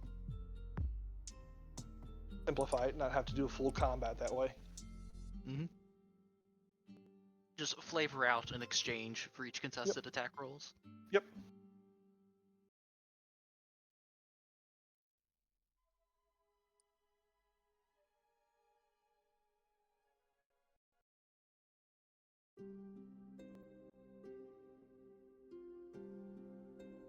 Hello, Cloud.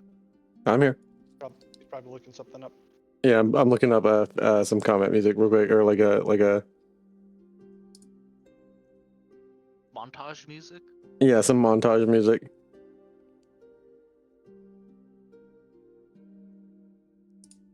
I'm gonna pick some music fitting for you. Some Volkung music. Okay. A book quote now. He steps out, and do you want me to fight with the pack on like Airbreak always wants me to do? If you're going to be fighting different enemies, are you going to keep it on, or are you going to try and take it off and move around better? Oh, I can definitely move around better without this thing, but I'm asking you if you like, we're sparring and we're training me, right? How do you want to train? Well, Knight Airbreak always says that if you can't overcome an obstacle, then you obviously don't deserve to overcome it at all. If you can't go past an obstacle, then go around it, I say. Just a difference of life choices, I assume.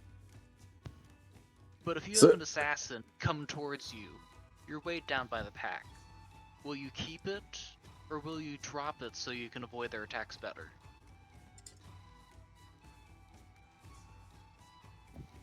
Usually, I'd rather deal with Knight Airbreak than the assassin, so I'd keep it on. But are you asking for me to take this thing off?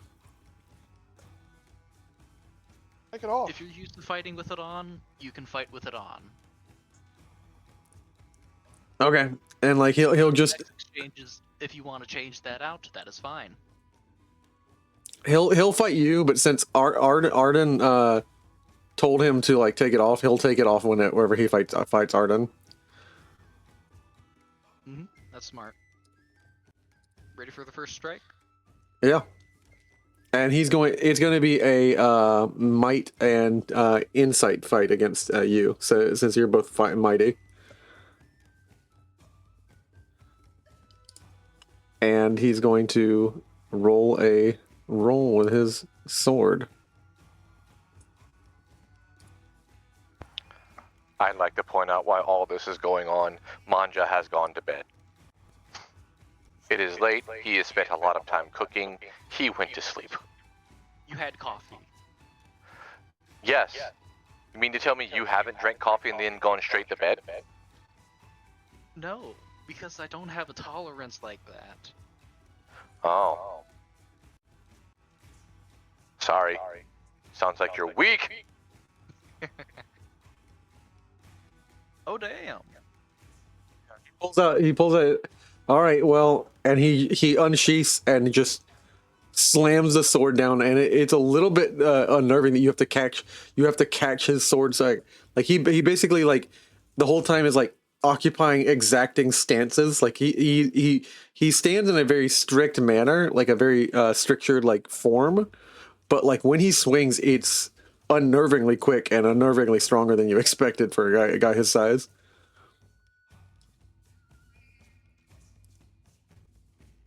Good speed, good power. You're able to strike harder with the bag, being able to ground you easier. Yeah, you notice that? How you've practiced. Yeah, I pretty much live with this thing on my back. And it's worked out for you. Ready to go again? Yeah. Let's go. And I will say it's a best of 3.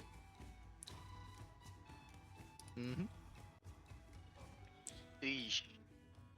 Bad roll.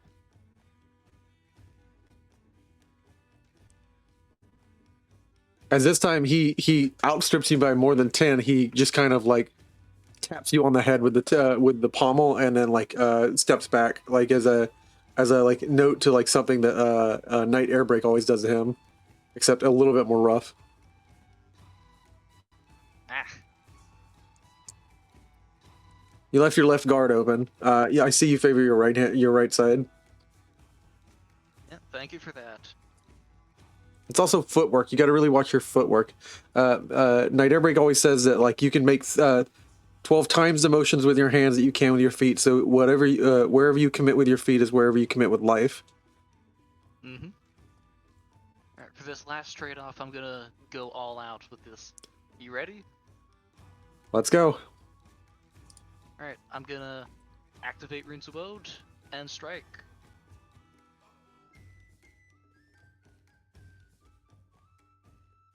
That is not supposed to be fire anymore. I rolled an 18. You are rolling high. Yeah, which is fitting for Squire Earned. Even while he's still sick from losing levels? Damn, Yeah. this guy is a beast. And you know, we just came from a major fight, so you're kind of worn out too.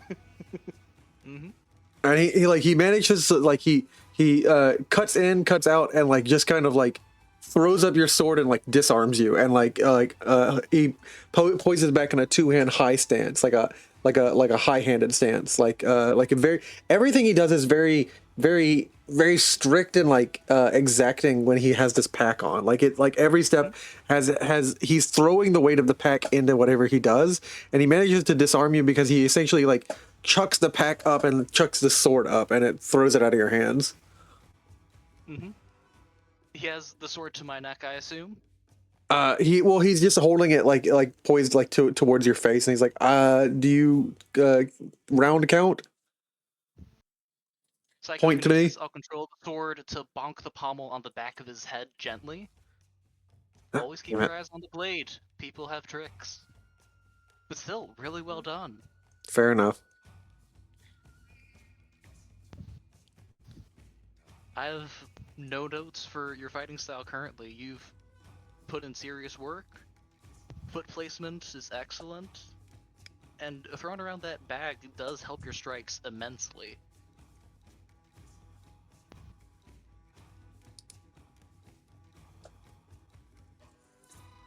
ready to go against the faster fighter than myself? Yeah, let's do this. And he says, "Hey, I am just gonna go ahead and apologize."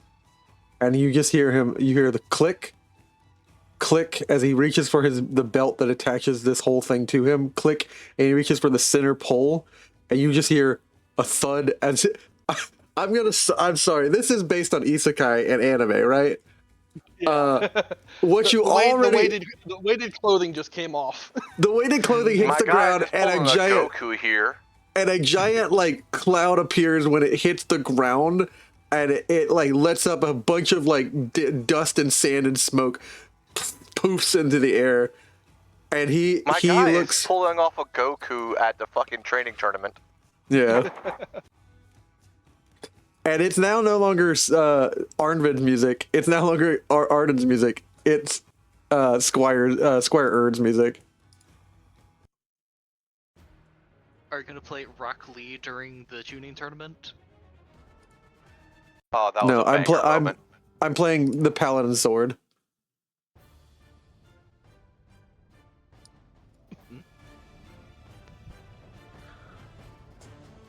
So Arden sees that hit and he kind of cocks his head to the side a little bit. Okay. His dexterity die goes up, and his might die goes up. He's now at a D12 situation. Jesus Christ. Holy fuck! What's his insight willpower? His insight willpower is kind of low. His insight willpower is like his willpower is like higher than his insight's a D8, but his insight's like a D6. He's just hit a level 60 stat boost. What the hell? Yeah. Speaking of which, I need to remove that. All right. So Arden kind of rolls his shoulders a little bit. All right, yeah. Okay, so yeah, you've leveled up here. I'm But what? You're going against the stock. I'm not. Never I don't. mind. If you're speaking like a You- beast tongue, it's no offense. I mean, like, not that I. Don't worry about it. But the thing is, now you're going against a different style. So let's see how this does. Yeah, of And course. He crouches down, and the dagger's out. And as the rest of the party knows, disciplined fighting style is not does not even come close to to how Arden is. It's all instinct and fury. So should be completely different than what Squire Erd is used to. So let's see how the dice tell the story, shall we? Hey, you said we're allowed to do anything, right, in this fight? I was just planning blades. Okay, so blade to blade, no tricks or anything. Nope. No maiming. Okay, cool. No, I didn't expect to maim you. Yeah, he's got his blades out, but he tied the sheaths on so he can't accidentally cut. Okay, cool. And like he puts the regular broadsword that he has in, and he grabs out a wooden sword, like a training sword that he's supposed to use. Yeah. Technically, I actually am not allowed to use that broadsword. Don't mention that to air break. That's fine. And this is now his wooden sword.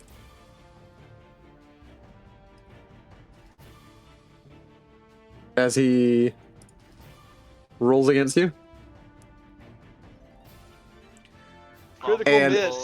What happens is, so I don't even have to roll the secondary part, so you'll see that later, but like, he goes to take a step, and like, he's like, all right, and he raises his hand in a high stance, like in essentially like, trying to think, Like katana, kind of the hilt up, blade down across the body. yeah, hilt up, blade down across the body, basically in a Volkung or like a roof guard, in like German longsword tradition. He's essentially raising his sword like up high, to like speed his like step forward, and then absolutely like if I had comical music that I could quickly switch to, he just zooms past you too fast and just trips and hits a rock and just oh shit and like rolls. There we go. He just rolls a little bit, like he's not used to his own speed and like strength with this. He kind of has to like rewrite, and like he has like a bloody nose now that he's like tripped, and he's like, all right, I can keep going. Right? Holy shit, that guy is flying. See? Give me a second. Floating in the air.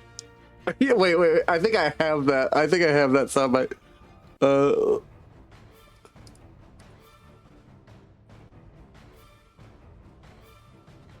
Let me grab it. I know what you're talking about. As he hits a rock and goes like in the air flying.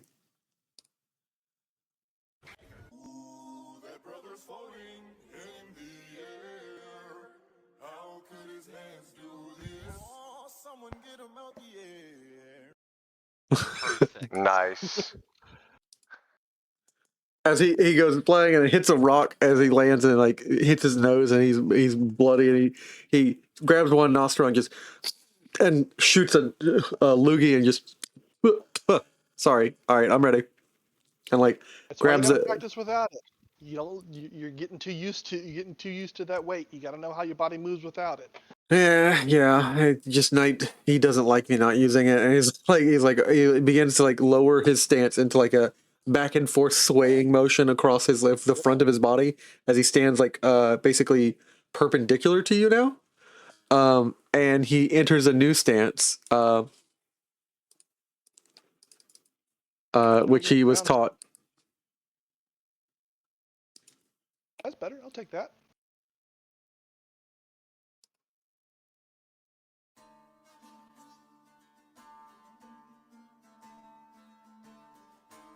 He goes low to swipe, and he begins to like spin motions to like essentially begin to like spin strike you, and like he essentially these are crowd striking strikes. Like he was fighting multiple things. Fucking dice. Holy shit. 24. And he also has to do this because anytime he enters his special stance, I roll this, and if it's a 1, which would be face, cool, like he saves face. If it's a 2, which would be tails, he eats shit. And he goes spinning, and just absolutely fucking accelerates. And again, one more time, hits a stone, and ooh, that. Does he impact me before that happens? Because he did roll higher than me. He impacts you, and it is a ridiculous amount of force. Like if he actually hit you, it would be grounded. Like it would be stupid. Yeah. He's already losing force and wind, and he almost gained air, rotating so fast. Like he like. And Arden, stop playing with the Spinjago ninja. Beat his ass. He essentially like almost picks up air because he Beyblades. He Beyblades so hard. He Garens so hard that he just kind of and like lifts off the air a bit and like and like realizes he's no longer touching ground, are able to control direction. He just drops back down. He was gonna have a really cool Witcher moment where he was using like the spinning sword technique, a spinning like crowd control sword technique, and just whoop and like eats shit again and like takes another 5 points of damage. He's now down 10 health. So yeah, I get up, spit a little blood out as well, kind of wipe my hand off the back or mouth off the back of my hand. Good hit. Poor control. Let's do this again. All right. And like he kind of rotates and like he's like, give me a second, and like he like this is a style I want to try out, and like he essentially grabs like a small like shield, buckler shield, but like it's like a crescent cutout where like he would place his sword like it was a spear or something, and like he essentially is going to like speed advance onto you, like he's going to like you ever seen someone shadow step in boxing?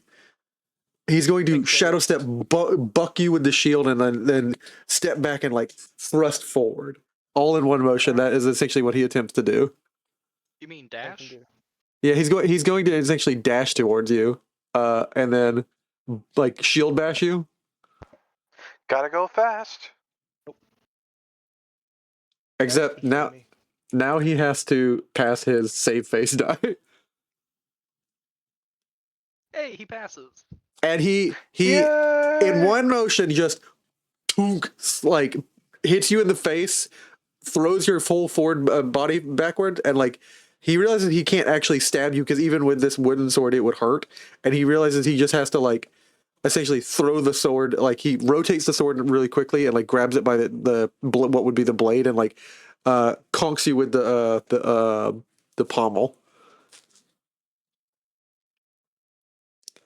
But all this happens in the span of like 6 seconds. Alright, I can admit we underestimated you. Thanks. And like he says like I gotta put the pack back on. like he Fuck it, leave it kneeled. off. It's not like he's gonna know. No, you don't understand. I'm not used to not using this pack anymore. I've been carrying this You need pack to keep for it. 6 years. Yeah, and look what you did without it. Yeah, like I also want to walk down the street normal. At some point, you're gonna have to learn. Mm-hmm. If you become a full-fledged knight yourself in a year or two's time, If I become a full-fledged knight myself, I'm gonna have to carry my own gear. Like I might just be I'm getting the pack feels comfortable, guys. Yeah, but the thing you is, could when you have pack your your own pony gear, you can carry your pack choose for what you. to bring. And you're not going to be carrying for 2 people, just 1. Hell, you might even have a horse.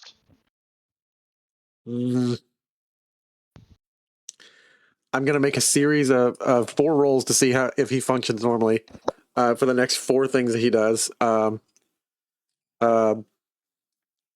This is him operating anytime without this fucking this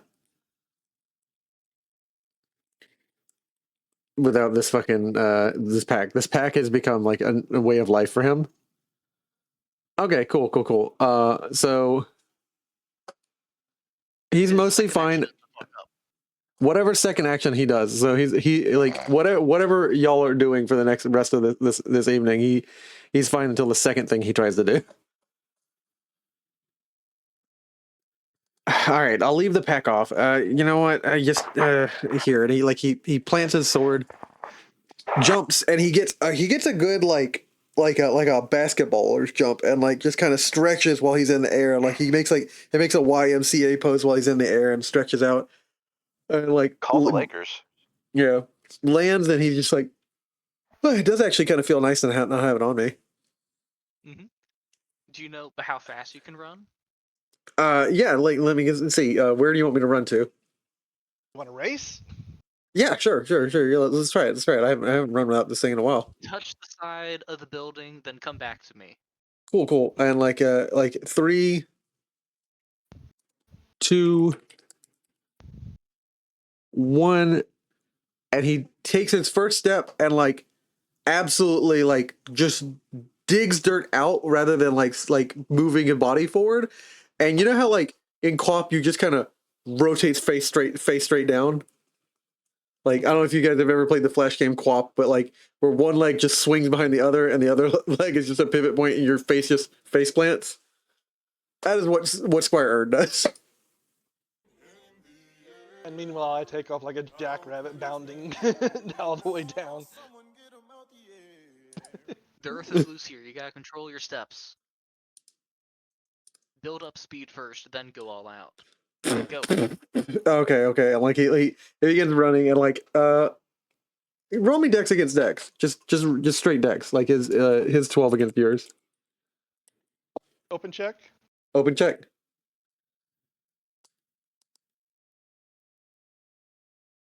Oh, I didn't know we were rolling only 1. So first one was a 9. I'll take that one. Yeah, and he just kind of realizes that like he has to be extremely careful. Like he's so concerned about what the consistency of the ground where he's walking is that he definitely loses a race that like he has the speed for but none of the control. And I show off a little bit when I get point to the wall. I actually I almost look like I fall forward, but I hit the ground with my feet and my hands, kind of all fours jump up, twisting in midair. My feet hit the wall. I flex down and then just shoot right off. It's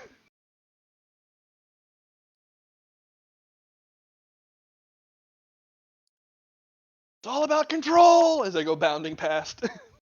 Yeah, and I'm going to play some music that we were playing before as a joke. Don't take this any type of way that what the name of the song is, but I think that this song we were listening to before fits this current moment, and we're going to.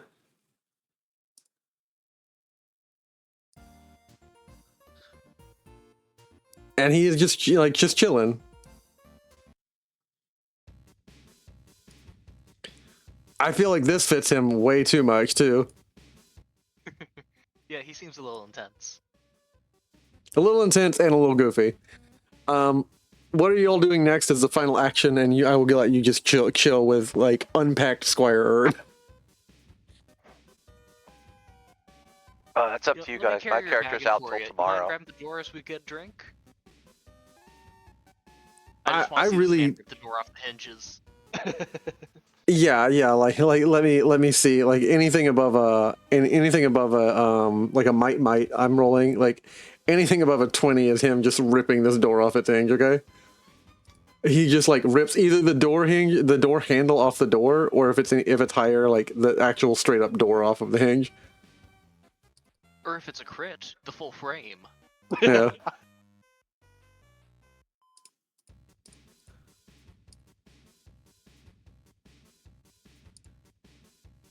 Oh, I'm disappointed. Yeah, he just opens the door normally. You tried. And he just opens the door normally. He's like everyone's looking at him as he opens the door, and he's no longer carrying the pack. And he looks, that dour expression he has all the time, the kind of like sad, miserable, like 16-year-old boy with like sprinkling of hair, like that he's just beginning to grow on his face. Wait, 16? He's like 16, 17, yeah. Carrying that damn pack since he was 10? Yeah, he's been forced to carry that pack since he was like 10. I wonder he's got 12 stats. He kind of needs the 12 into the each. Alright, I'll carry the pack in behind him and be like, oh damn, this thing's heavier than you think. Yeah, you kind of. Ground's gonna crack the floorboard just a tiny bit. Yeah, it does. You got to be kind of careful with how you throw it around. He doesn't really like when it messes stuff up, and he messes the things in the bag up, and he kind of like opens it up, and he's like sorting through it, making sure nothing is like bent, like none of the cooking pans are like tossing, because like he's gonna hear the end of it. He's like looking at everything. He's like, oh, like I bent his cards. Like it's a simple meandering thing, but it's like a pair of like deck of cards that are like themed after the Kingdom of Velt's like saints and the other suits are themed after like other races and things. And finally, like the black suit of like spades is themed after the demon king. Like supposedly the holiest suit is the hearts, and then the evil is the spades, and then just not different. spooky Like, at all. Put weight on top of it and it'll even out. Mm-hmm. I guess that makes sense. He one hand lifts the bag up and like slides the deck under and like sets it back down.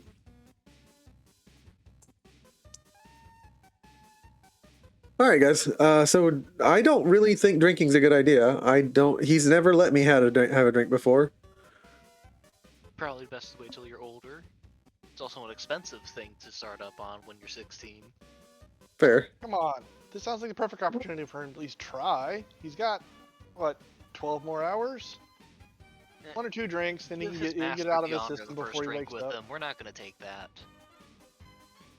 If you make this man drink and he takes more than 2 drinks, I'll tell you later. But yeah. But he'll take the sip that of little kid from earlier episodes. He is not built for it. he's going. If anyone tries to convince him, I'll make him roll insight willpower against you to like. Yeah, why not? I mean, come on. It's a holiday. Take a break. Do something daring and stupid for the hell of it. That's what young people do, right? Roll willpower for me. My wonderful Against his plain 14. 15. 15. Yeah, 15 Oh, will actually, do no, it. 11. Oh, sorry, 11. 11. I'm sorry. I don't know why I was thinking 15. That's I only thought I thought it was 15 too because I thought you were rolling a 10 and a 15. So when I said that, yeah. So like he kind of looks at you and says, "I really don't think that that's a good idea." Like, all right, fine. technically, legal age is like 18, but you know. Boo. That here. God, that one kid drank gold leaf under the table, and he was half your age. Yeah, that kid was weird. That kid was also the son of the Green Dragon, so like, you know. Yeah, but my point is, he was younger than you, and they let him drink. This town is weird. Like, you have to know that. Every town has its weirdness. Wouldn't be point of traveling if you didn't go around and see what makes everybody different, yeah? He asks for like, is there something I can drink that's like not like alcohol, I guess? And he's like asking, and Hilda's like, I don't know. He made me drink that stupid thing. If you want to stay up for another couple hours. Mon'ja has all that on lockdown, so I don't know if there's any more of that around right now. Well, then here is a and she like, yes, I have something for you, and like she begins shaking up, and she will essentially make a vanilla bean milkshake.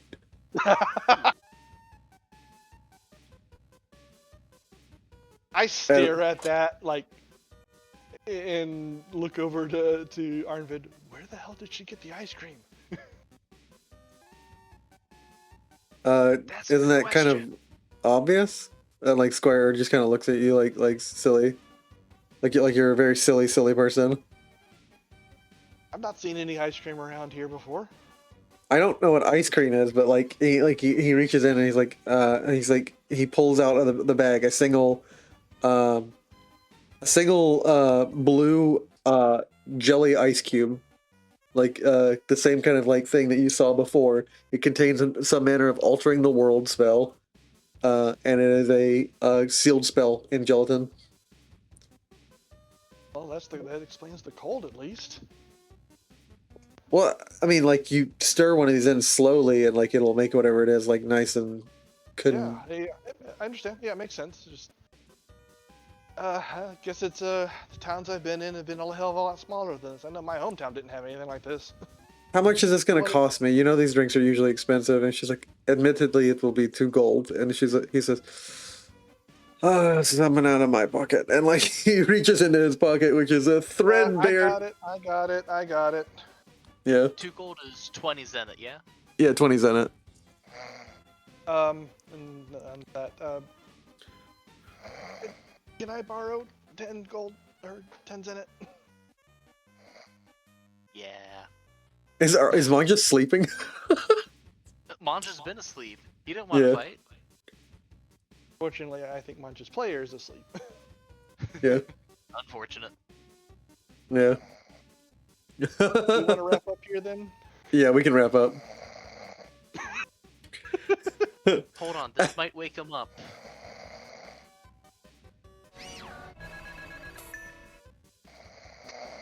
Nope. As we end out on you guys just discussing it, Square, it's like, so you wanted to you wanted me to explain, or at least I wanted to explain what our situation, and it's a long story, so let's get into it. And he like kind of takes a sip off the drink. So anyways, I was orphaned around the time I was 10, and we'll start the episode there next episode. Okay. Yay! Hey. All right, what we got? You got a nap. You got a nap, and we are ending the episode here. As because dude, you were snoring. You were snoring on air.